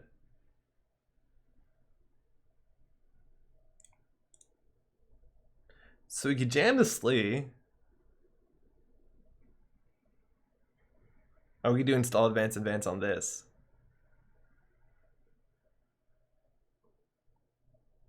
Yeah, we can make this pretty big. I think they just won't run because they're scared. I think we have to. Otherwise, we're going to get flooded and then eventually we lose to single legwork. Is the Kawa more protected? Kawa might actually be protected. Urban Renewal 1,000 times better for a run and put Restore in it. I think Urban Renewal, you're right. It's just a lot better. Sorry, popped out for a bit. This first game of this deck? Yes, it is. And they're like really scared as they should be. I think we can like really slow roll this bad boy. Yeah, I think counters on this is how we win. Feminine Inside Job. I think Inside Job HQ is like a pretty bad thing. As soon as we start advancing this, they can Inside Job HQ in theory and have a chance of bouncing it on the 1 and 5. If you're enforcing runs, you have to protect 3 remotes at once, which is tough. Yeah, sort of. Leela makes things a lot worse, obviously, because she can capitalize on us scoring 5-3s, and it's hard to slow roll 5-3. Mind you, now this gives plus 42 strength. Seems good. 42 strength. The worst turn here is Inside Job into Paul Up. Inside Job to Paul Up, we scoop. I think we lose. Fem into steal this, into bounce this, into Paul Up. There's some bad stuff that happens here. I think actually we should put the Sapphire in HQ. It's probably the most important thing. Unless I'm mistaken. Oh, they're mathing our deck out. There's only 2 brainstorms, right? Run whatever you want. We've also seen no next silver, which is unfortunate. We want to get our next dice up.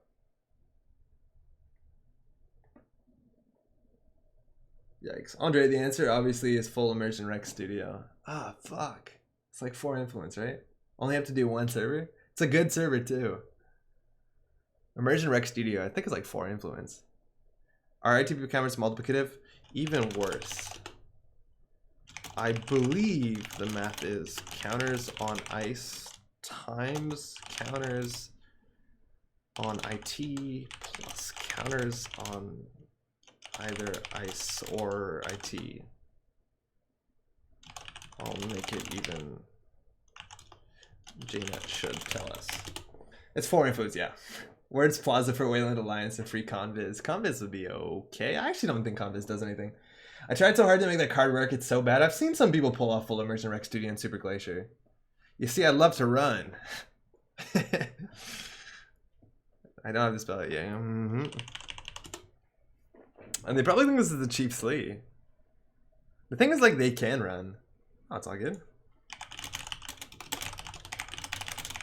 Mind you, fuck this card, right? Like, they couldn't deal with it on the turn that it came out, and then it started adding, like, 8 strength. I spy the yellow sign on the board behind you. What's up, Black Lion Chest? Yeah, I don't know how that got there, but it does concern me. I did actually just finish the King in Yellow. I got a nice copy of it. It was interesting. It was actually kind of cool. They're drawn pretty hard. I think we'll do advance, probably put this on HQ. Mind you, when we score this, it turns off the strike, so we have to discard another card from hand, which is kind of rough. And they're really drawing heavily into something. Another Doppelganger doesn't hurt. Mind you, Excalibur value against Doppelganger is like ace. Ah, oh, fuck me. Okay. I think we just don't have enough credits, which is the scariest thing. Like, we just literally don't have enough credits. Mind you, there's only 3 agendas in R&D left, so I don't care that much. But, like, yeah, we're going to have to spend some of this. Like, we need a res 9, 5, 4. Do you play the FFG Arkham Horror card game? I'm super addicted. Totally.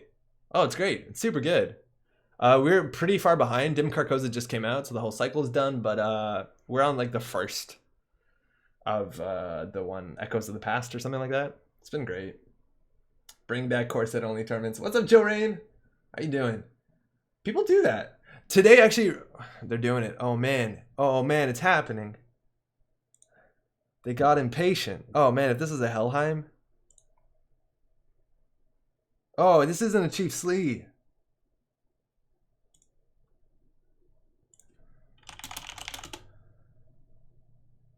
Okay. So we got to do math. The brainstorm is happening. Oh, oops. So it's strength 14. Seems good. Okay, so we gotta do the best. So the best they can do. Wow, 1 counter 14. Seems good. So the best they can do right now to get this to 14, it's on strength 2 with Data Sucker. So to get to 14, they have to pay 12. So we gotta keep going. 24. Yeah, this card's cool, huh? So now it's 24. So now they have to boost 20 times. Gotta keep going. 32. Okay. Maybe we're even doing the math wrong at some point. 32. Gotta math it out. So 32, I think it's probably just at the point where they can't break any of the subroutines. Those numbers grow stupid fast. And we still have 9 on these. They will trash it. So like, I don't think... Yeah, we might as well just do one more. Be safe. Oh, 38. Okay, it's slowing down now. That's good enough. All right, so they have... We can't really capitalize on it. Which sucks.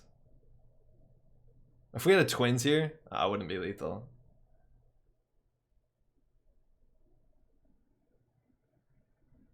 No, you don't die.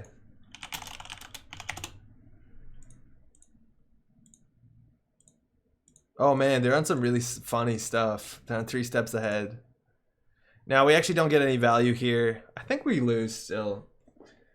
My work group are finishing off first Dunwich play tomorrow and starting Carcosa next week. Carcosa's been really good. Dunwich was awesome, but Carcosa even starts off on a really cool tone. Yeah, I think actually we still lose. Like, Chiefs Lee didn't get res, so she didn't get counters. If we had Chiefs Lee in the remote, we'd be pretty good, but we can't res anything else. They have 30 credits. Our IT department is dead. I don't think we win. I think this combo was not good enough. They can doppelgang. If they go HQ, we're still fucked. Think we lose. Pretty sure we lose. Our economy just isn't good enough. Pricek would have won. Interestingly enough, Pricek would have won. This we will res. Just because our other servers are like pretty shit. Did they take 4 or 5? They took 4.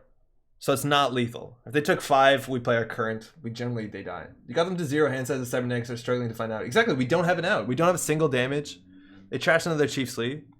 But we have very few credits. They're drawing, which means they have to basically play or install these cards. But we have... Oh, they have max hand size of 1, right? Because of employee strike. But like, we have no way out. This they can break. They have enough money. So like, basically we have to jam the IT department. But we have to wait until we have enough credits for that to be good. If you go to IT department route, I think Neural is way easier to kill people. It probably is, but like I was assuming Chiefs Lee would do something. Unfortunately, we were far mistaken on the basis that the runner doesn't have to interact with us. Not great.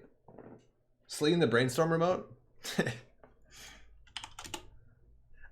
in the brainstorm remote's okay, but I think we need to put IT department in the brainstorm remote. You can keep one.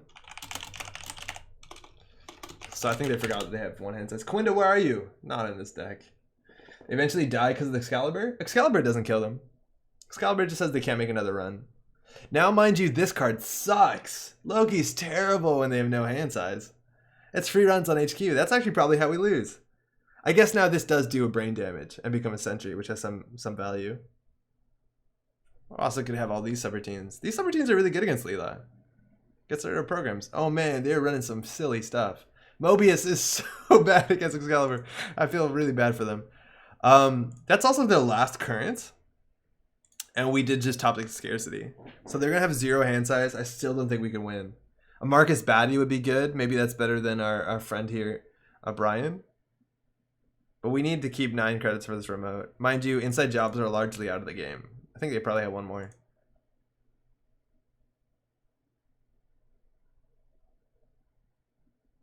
This card also does nothing when they have no cards in hand. It's like really hard for us to do brain damage. It's really hard for us to do brain damage because this card sucks, this card sucks. Wow, what the fuck do we do? We have to basically fire Slee off or we lose. This deck is so poorly thought out. It's really weird how bad this is. It's so much worse than it looked. Okay. So we can install this click for 2. What else do they have? They have like Earthrise, not even. Yeah, they have Earthrise, which is bad. I think just screws with their hand size, and then they go aggro and we lose. Like, this makes this too bad. Oh man, that sucks so much. I guess we can put Slee in the remote, and then if they start going through Loki, it gains counters. How about Neural? I think this is best case scenario, but then I guess the Neural might be good. And Urban would be really good, but the Urban, they can still run this remote because they do have 25 credits. We just needed to protect the IT department. If we had to end the run on the IT department, we'd be good. Legwork is coming in. Oh, fuck. Huh. Let us see. Because we res Chief Slee. This is still 3 to break. It's not nothing. Oh, man. Oh, man. That's the perfect legwork. Do we res this for 4? They break it for 3. It's not terrible. It then gets res. That's good. Batty only works with Slee if you pair them both with trash program subroutines. I would do Batty with Brainstorm.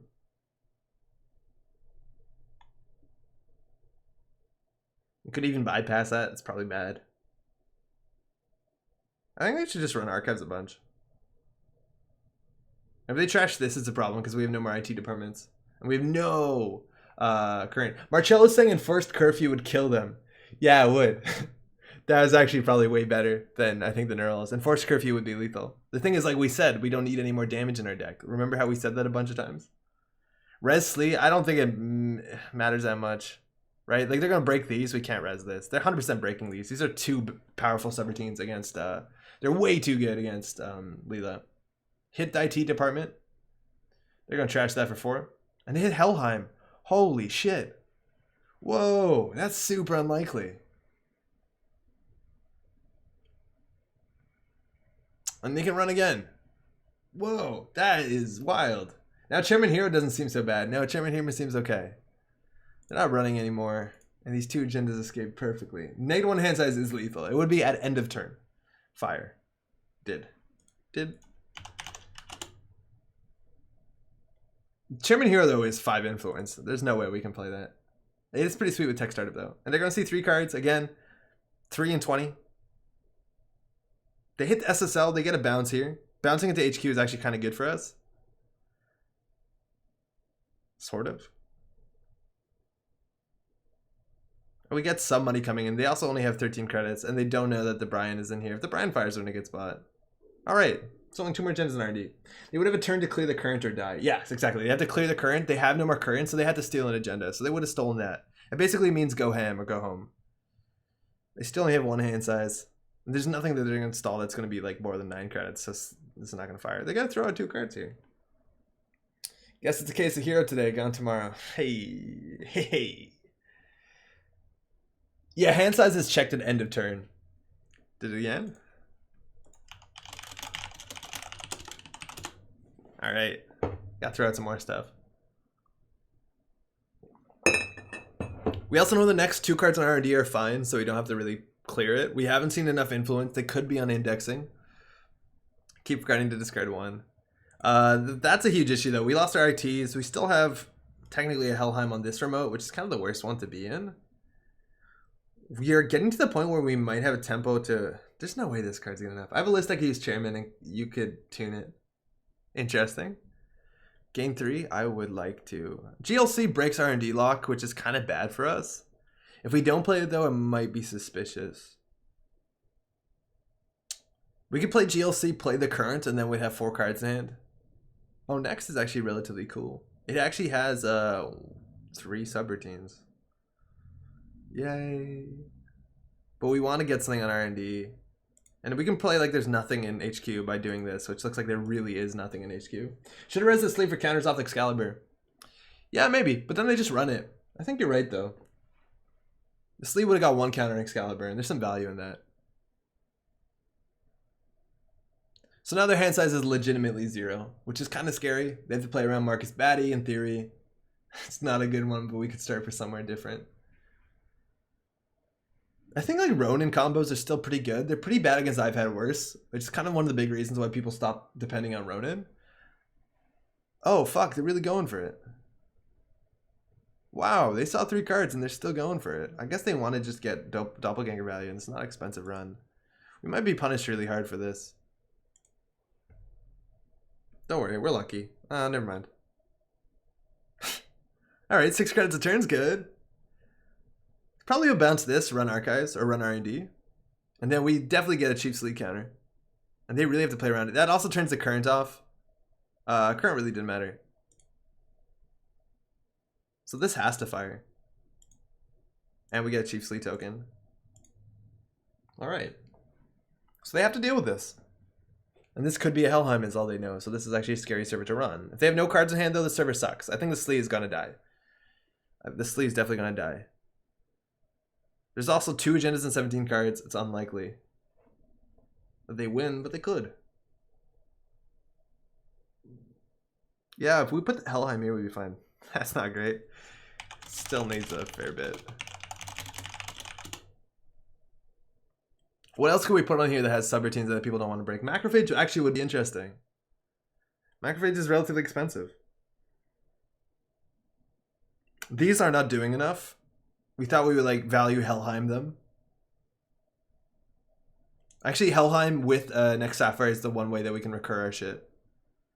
And turning wheel is going to be an issue. They can't just run this though. Like this is 3 to break. This is 3 to break. There's no reason not to. I think they should just trash it now. Spend 9. Puts on 6. They're still playing around Brian. They could even trash Brian if they really gave a shit. This remote's also pretty dodgy. If there were an agenda you could have scored that could add an end the run sub to Excalibur. Yeah, right? Turning wheel coming out, that's fine. We're gonna have more money than them. Punitive Counter-Strike also pretty good. Yeah, they can't run that because of Excalibur, you're right. But I think they might run this next turn. Like, it's clearly... might be an agenda. Nothing else makes a lot of sense. They have to discard all their hands.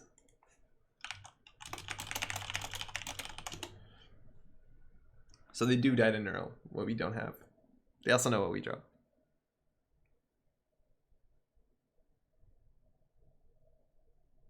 Yeah, I don't think we have an out here. They have to misplay terribly against Chiefs League. Or they have to run this server and then we have to fire Hive with Helheim servers. I think that's how we win. That's actually not bad. The thing is that they already have 16 credits and the best we can do here is make this strength like 3, 4, 5, 6, 7, 8, 9. And then they just still break it for 9 credits. Technically Hive and Helheim doesn't really work well against Paperclip. We forgot about Miraju. Oh yeah, Mirage would be really good. Mirage is actually really good with what we're doing too. I don't know if we have enough money though. They could bully our Miraju, but Miraju... Oh, why? 4 hand size with cybernetics. And then 4 brain damage. Winners don't play Wotan, kids. Stay in school, take your vitamins, eat your greens, get some exercise. So they're going to throw this one out as well. And I think they'll probably just run HQ every turn and run R&D. So this is a huge liability. And also obviously in that order. So they'll probably be able to get the Iqua. Bank job. Interesting. That's actually a reason why they would run this. Game 3, thank you. Game 3, thank you. We have another Excalibur. So we have some interesting plays here where we put this on HQ and then advance this. They might run HQ first and then run this remote. It's kind of unlikely. We could also put like Excalibur on this remote and advance this, and they might be like, I need to turn this off and then run this, and they can't. We still need to score all the fucking agendas though, which is a huge issue. So I think we're just like boned. There's no way that they don't run this. We could draw, ice this up. That's not the worst. Totally forgot we have another Brainstorm. But there's no Helheim on this remote. Also, Brainstorm does nothing. What am I talking about? Oh, you kidding me? Oh, shit. It's 1 in 15. Okay, let's play it cool. There's no way we win. Oh my god. We built a real stinker here, huh? We had such good intentions. So how do we make this better, chat? I think we got to put something that forces them to interact with us, and then we can camp the IT department. They're drawing, which means they have to play what they draw. We could play forced draw. That's kind of interesting. Agroplex. It's actually pretty bad for us, though. Man, Chiefs Lee, right? Mistakes were made. The sad, sad state of brain damage decks, huh? If they steal that, you get 9 each turn. Yeah, we do get 9 if they steal that. We get all 3 SSLs. Quite some value. Luckily, Lilo will never fire again. I know, it might be a problem. Oh, okay, GG. Their leg working there? I guess they have to, right? Like, we goaded them into it. Unless they let this fire for some reason. That would be, like, the best. Man, please let this fire. This has been such a great stream. Oh, man. Need some ETRs. I would argue that you don't have good intentions, but you had a good vision. I'll take it. Yeah, so that's GG. There's no way we don't lose.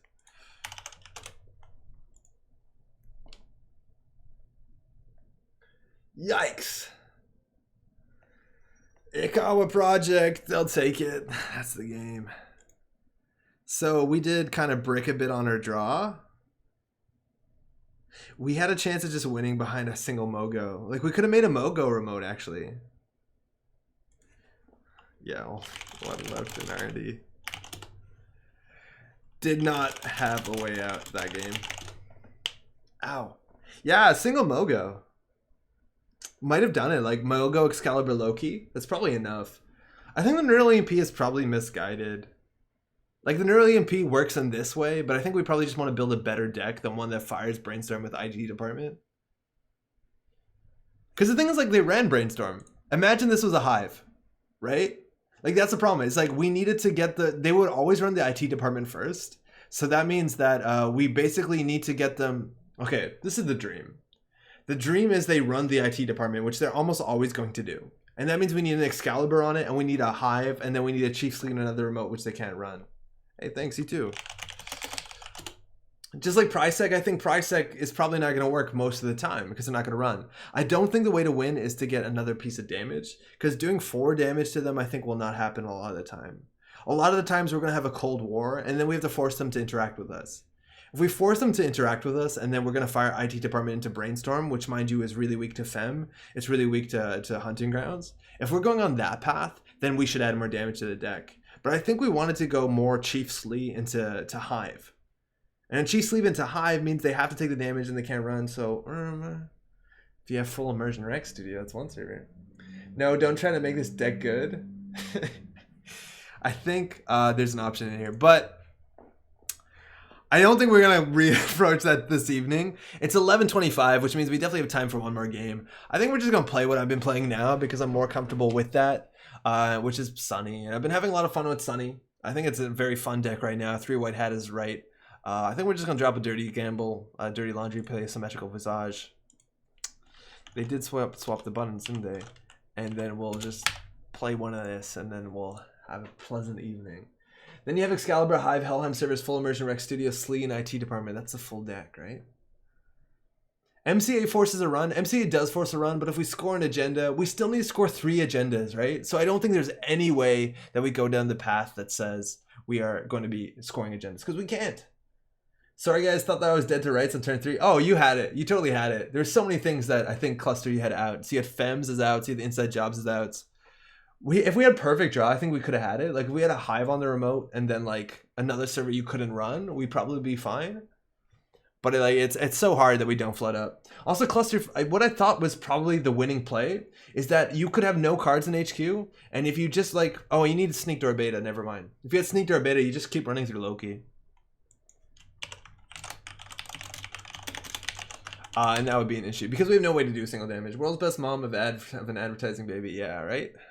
Got that pretty face from the genetics. I think that's how it works. And she's doing well for herself. Let's Lila, wait for a score and go full ham. We weren't going to score. That was the issue. Yo, Raven, what's up? Hey, Andre, how you doing? Thanks for dropping by. How's your evening been? How's your long weekend looking? Hey, best of luck. Have fun. Okay, so we're playing against Jiteki Biotech. This card actually has a pretty good representation at competitive levels in Toronto. This card won a store championship, I think this ID, and it probably won or came second. I think it probably did both. Now the thing with Jiteki Biotech specifically is that they could be doing fast advance. They could be doing, if you don't know the 3 cards, there's one that says flip, do 2 net damage. That one's actually pretty good. We're pretty good against it. We do have Sports Hopper, so we can always like panic draw. The other option is that we do have, they could do flip to put 4 advancement counters on a card. That one's cool, but we also have Source, which is pretty good against it. The other one shuffles the Archives into R&D. That one largely doesn't see a lot of play. It sounds relatively good. We have Econ, we have White Hat, which lets us see all of HQ. We don't have any card draw, which sucks, and we don't have any hot tech cards, but this hand's like pretty solid. Can you run through Loki with no cards in hand? Yeah, I think so. Technically, shuffle all cards in hand into Archives, into, right? I think so. Because it says shuffle all cards. 0 is all. I think you can. You'd have to have a hand to shuffle away to play a Loki cost, even if it's not phrased. Actually, is that right, Jim? I was running 3 steps ahead, Doppel Mobius, gain 1,000 credits. Yeah, I saw. I'm not convinced about that. It only works against really acid stuff, right? All right, so we could go make them see everything. We're not in a rush. These two will come down in the same turn. They're kind of an anti-synergy, so I think we just want to draw and set up money. If we draw again, we install 2 cards, which is pretty sweet. We have the DDM, which is pretty good once we have a breaker or a nexus, and then we can drop Gamble into daily cast. There's not much better than that. And we have Econ going off, and we have a code gate breaker. It's pretty good. They could be on, mind you, Anansi is really good against security nexus. Before I go to bed, do you have any advice for finding people to play with, getting new people into Netrunner? Movable object, that's a really cool question. Yeah, it's hard to find new players. You can always ask in the Facebook group on Reddit. There's every week they have a day where you put people in. If you're finding new players, it's kind of hard. One of the best things you can do is go out to your FLGS, your friendly local game store, and tell people like, hey, if people come in for Netrunner, can you give them this email address? Can you tell them about this Slack? Can you tell them about this to get people to come out? That's really important. Organizing events. Some people use like Meetup and other websites like that. That's really valuable.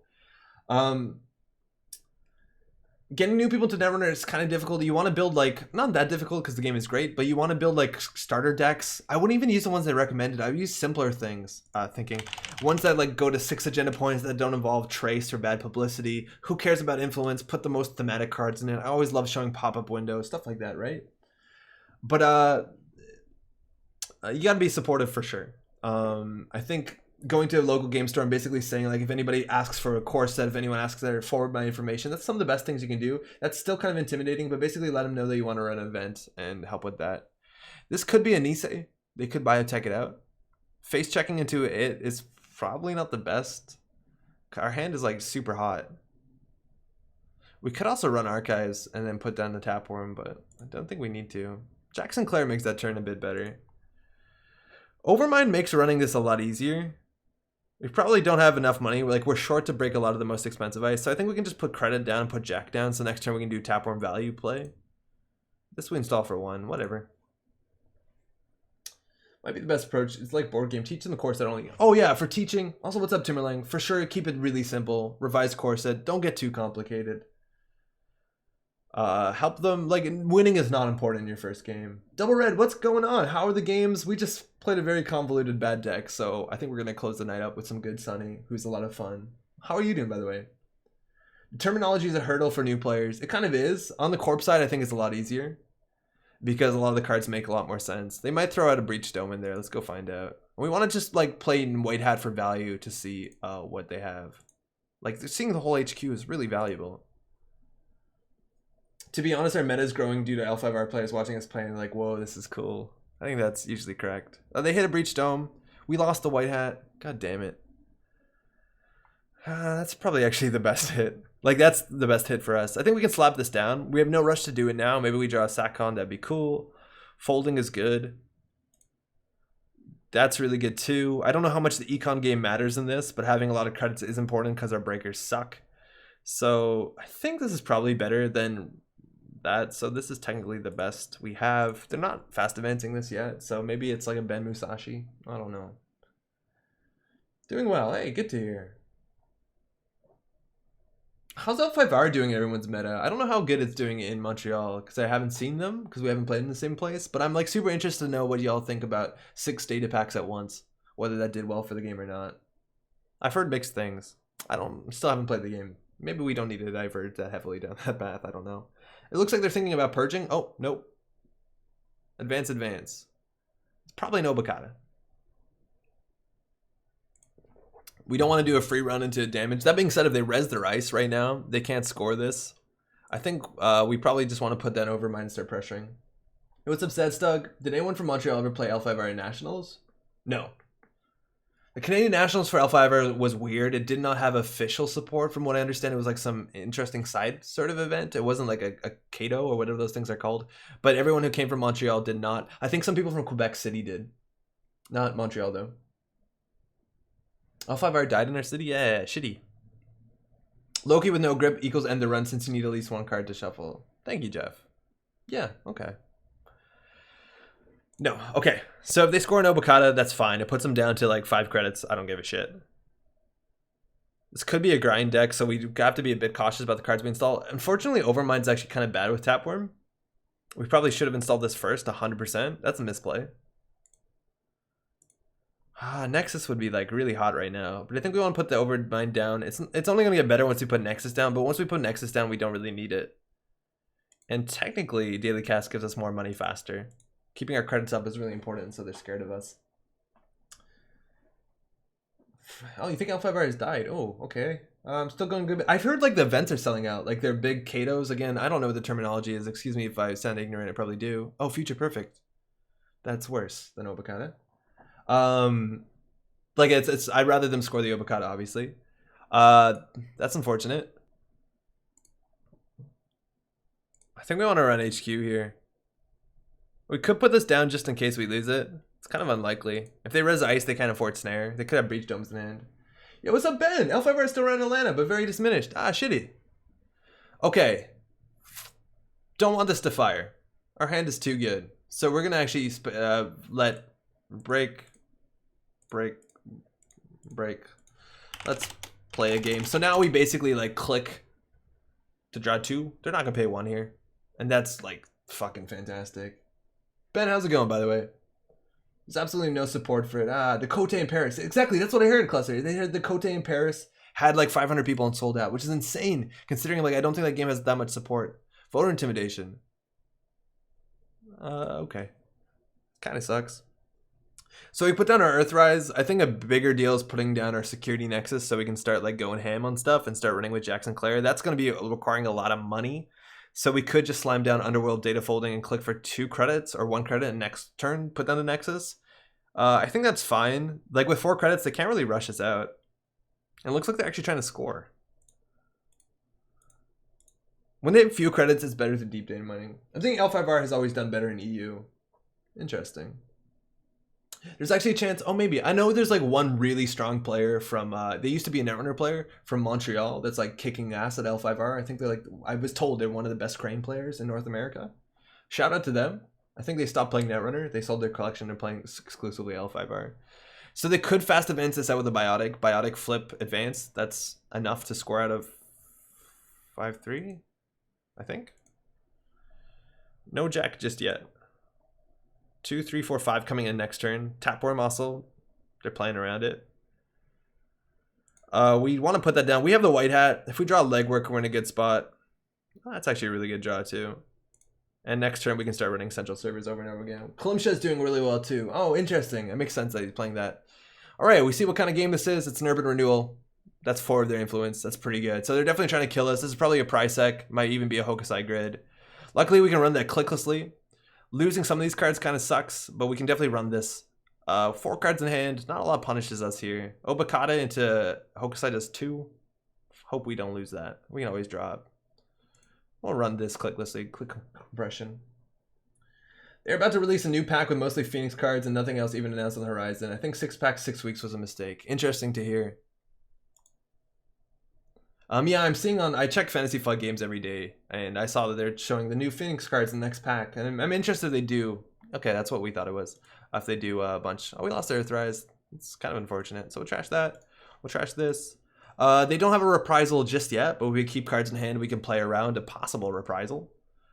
We also haven't used Nexus, so we could run R&D yet. Don't really want to do that. Oh, shit. We need to overinstall that to make this better.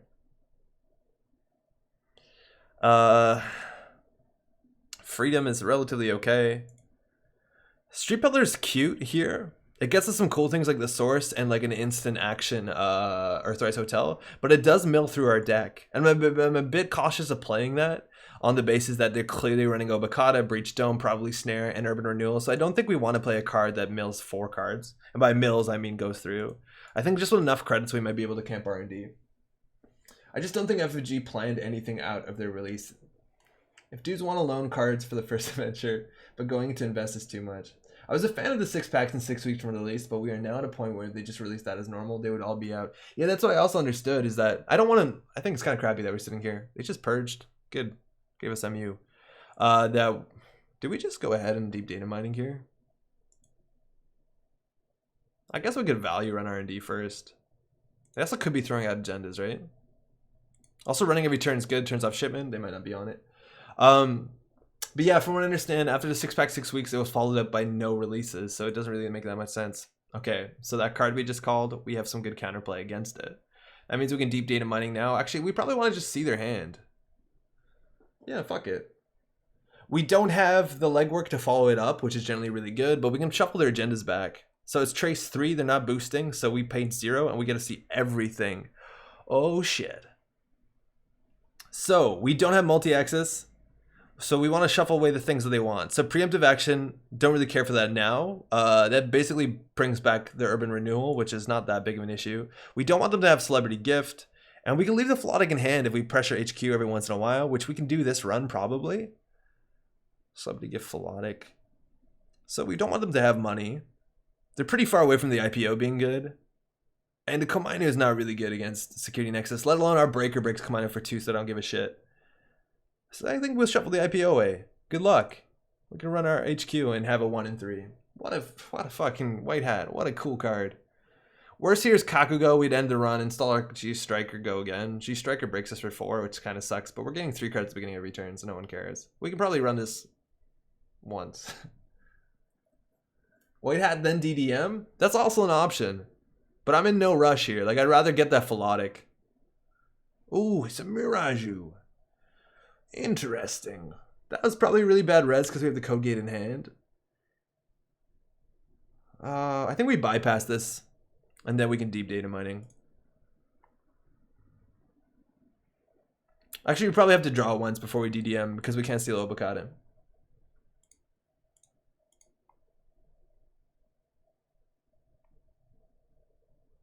We're just going to jack out there. We can draw once DDM. We'll lose this, which kind of sucks.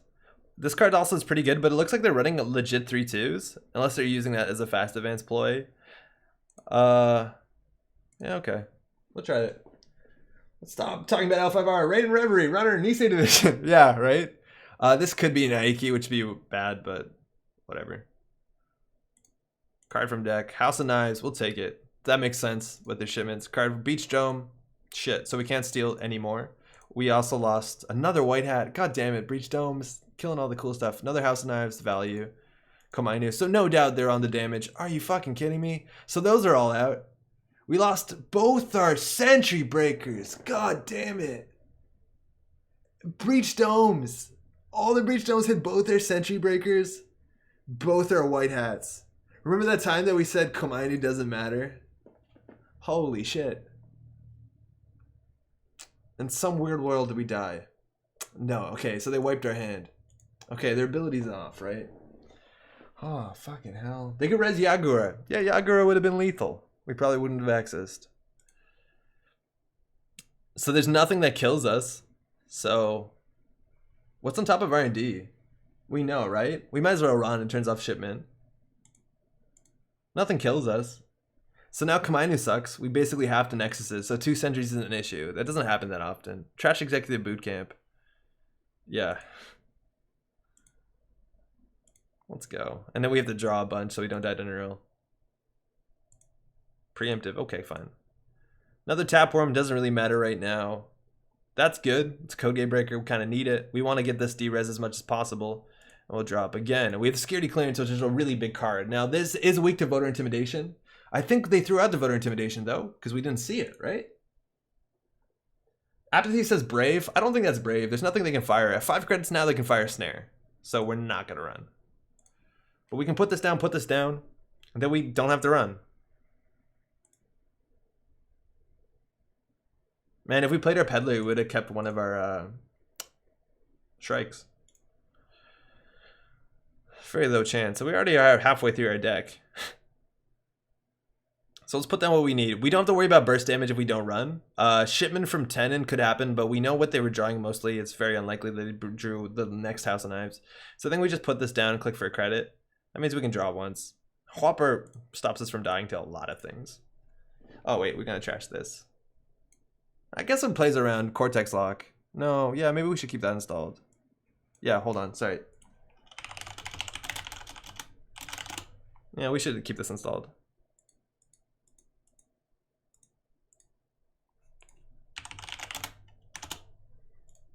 Technically edge gains.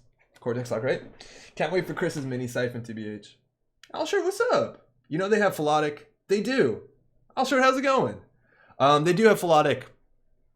The shipment from Tenon Philotic will do only 2 damage right now. You're right. Tenon does matter.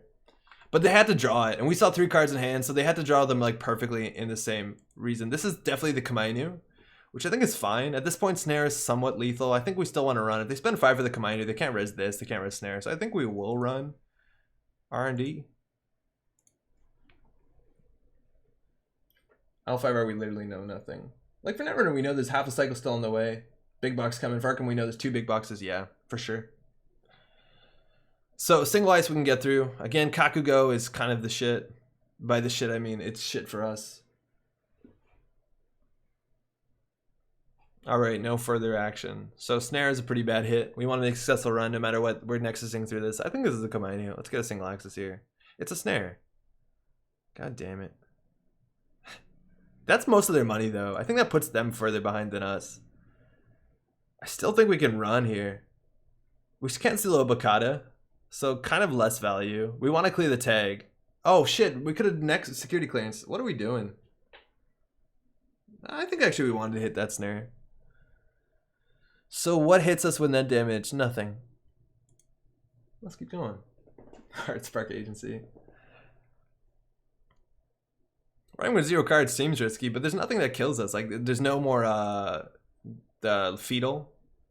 All 3 breach jumps are in the bin. There's nothing on Axis that does damage. Oh, I guess like forced. No, nothing. DNA tracker. Good to know. So they can't really fire that. And now we don't really have to run R&D anymore. I think that was a huge mistake. We shouldn't have ran there. I think we would have hit the Snare anyways. Yeah, we hit all 3 domes. All the domes. Hit all our white hats. Preemptive's coming back. Those domes are going back. That's fine. They actually probably put a voter intimidation back because they're going to lose to this card. This is a grind of a game, so we just want to keep as many cards. Hedge Fund, Urban Renewal, Snare. I'm not scared of that. We'll fire this first. It's a Hokusai grid on top of R&D. I think we want to trash that before it gets rezzed.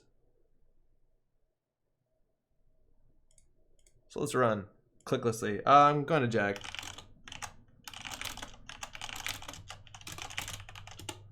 So we get a click back. Can't use programs during this run. Dome data mining. Yeah, we hit 2 of them in the data mining. And Nancy will be a problem. It will. And Nancy is the biggest problem because if we nexus it, we take damage. We have no way to deal with a Nancy. Deep dome mining. That's what it was. Alright, so there's a chance it's a Snare. If it's a Snare, it's lethal. So we need to drop once. Now we could run. And we still can clear the tag. Let's go. We got to get our accesses in. If we find the 5-3 like this on the top of the deck, it's probably we should draw once more actually so we can steal an Obokata. I don't know if they're on Neural or not. We've seen a lot whether they're drawing a Miraju. Okay. Yeah, this is gonna be bad for us. I think we have to win on the remote. And they're running like 2 or 3 preemptive probably because they're doing like their nonsense recursion shit. And they're gonna voter this eventually, but we're making 3 credits a turn. We don't really have to interact a lot with them. We have to make a successful run, though, just to turn off their fast advance unless we want to put the source down. And if that's the case, so we can just run the remote server. And that's nonsense. You didn't lose a click for Global Sec. Oh, fuck me, you're right. Thank you. We'll fix it. Just take a credit less. Yeah, the beginning of turn triggers on this are really weird. Obokata on the top. Lose a click for that. We want that. We do. So I think we put the sports hopper down and we just run. That puts us on game point. We could draw it once here. Losing 2 Shermans would suck.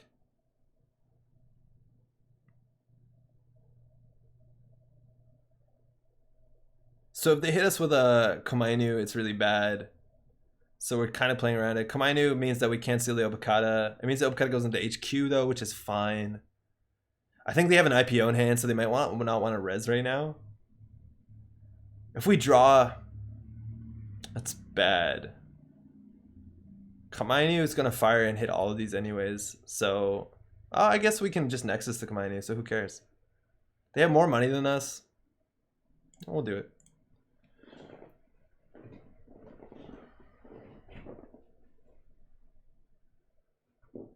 Nice.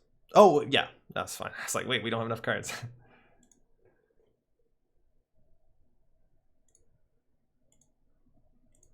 Okay, take it. Kept the legwork. That's kind of a big deal.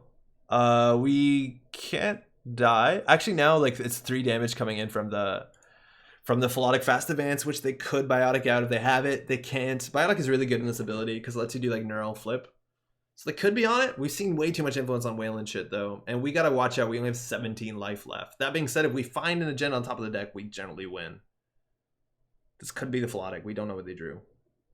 The thing is, like, no never advanced traps are that scary. If we put the source down, we're like, we don't have to worry about it. The source is actually really good right now. It's only bad against House of Knives. Everything else it's really good against. Archive Memories. Okay. Whatever.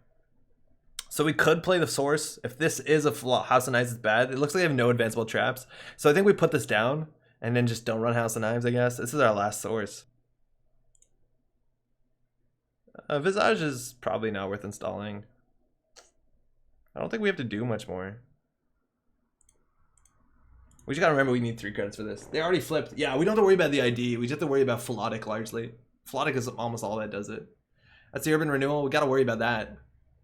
A non-synced Urban Renewal will be not a nightmare, but it'll be bad. They also might be running brain damage if they're running this. That's why I don't like this card, right? I guess it forces us to interact, which is cool. Getting 3 cards a turn is probably pretty good. And we can always just jack this too to get value, right? And they're going to just archive memories that pay 1. We were paying more, but so maybe there's a Kakugo in front of this. Ideally, we just see an agenda off the top and we just run. Now they can res double Komainu. That's an issue. And they're playing preemptive for the last action. So Hokusai, Bootcamp Hokusai, they're just trying to grind us. What's on top? Shipment from Tenant. Okay, so we're gonna run. We're gonna jack run this.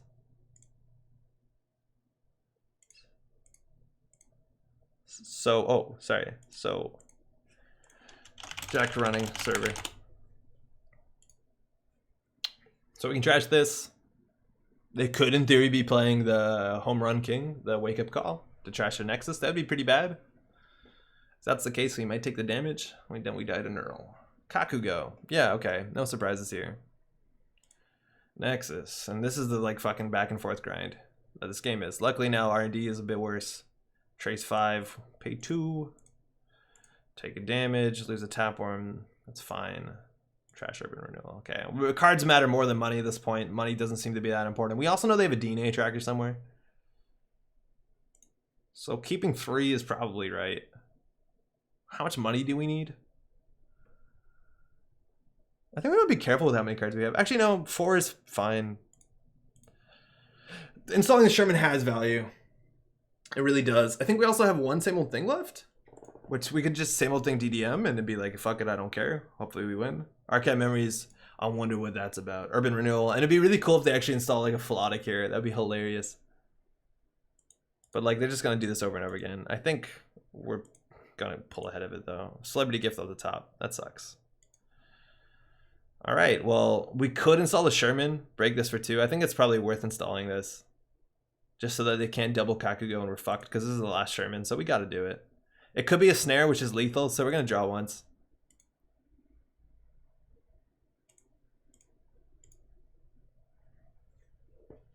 Nexus is the same cost as Sherman. Losing the baby is fine. Trash, great. Let's keep doing this.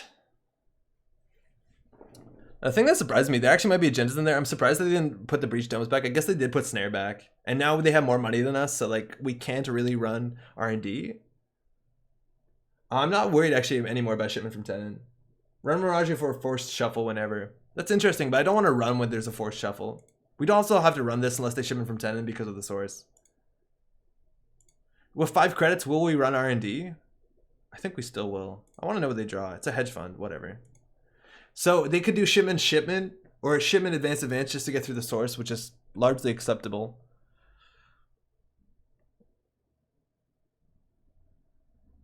We definitely don't want to run this. We could consider running this. No, it seems pretty bad too. I think you can click global seg before you take clicks. You can. Yeah, we might as well just do that before we hit jack, because we weren't jacking first. Yeah. I'm used to like doing that in a different order. Okay. That card's good. I think we have enough money though. Check out this other urban renewal. Oh, it's not. That actually might be agenda. I think they can shipment out a 5-3 here. A House of Knives would be pretty bad. Double shipment? Oh, they totally forgot about the source. They did forget about the source, unless this is like the best play. Okay, we gotta think whether we want to use global sec. That might be like the coolest damn play. It might, wow. Or did they just misplay it? It looks like they did just misplay it.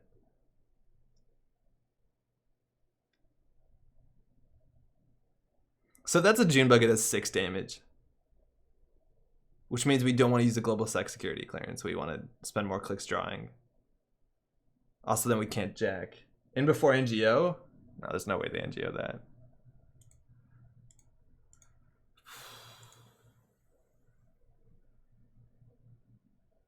Could be Gene Splicer. Oh, they did goof it. Good game. Yeah, okay, they just misplayed. Did you have 2? Shipment. If they scored that, it actually would have been really good for them, because it would put us back on no cards. I think the white hat hurt. Yeah, quite. You hit all the sentry breakers and all the white hats with those domes. It was perfect. Alright, so that'll do it. Yeah, they just goofed it up.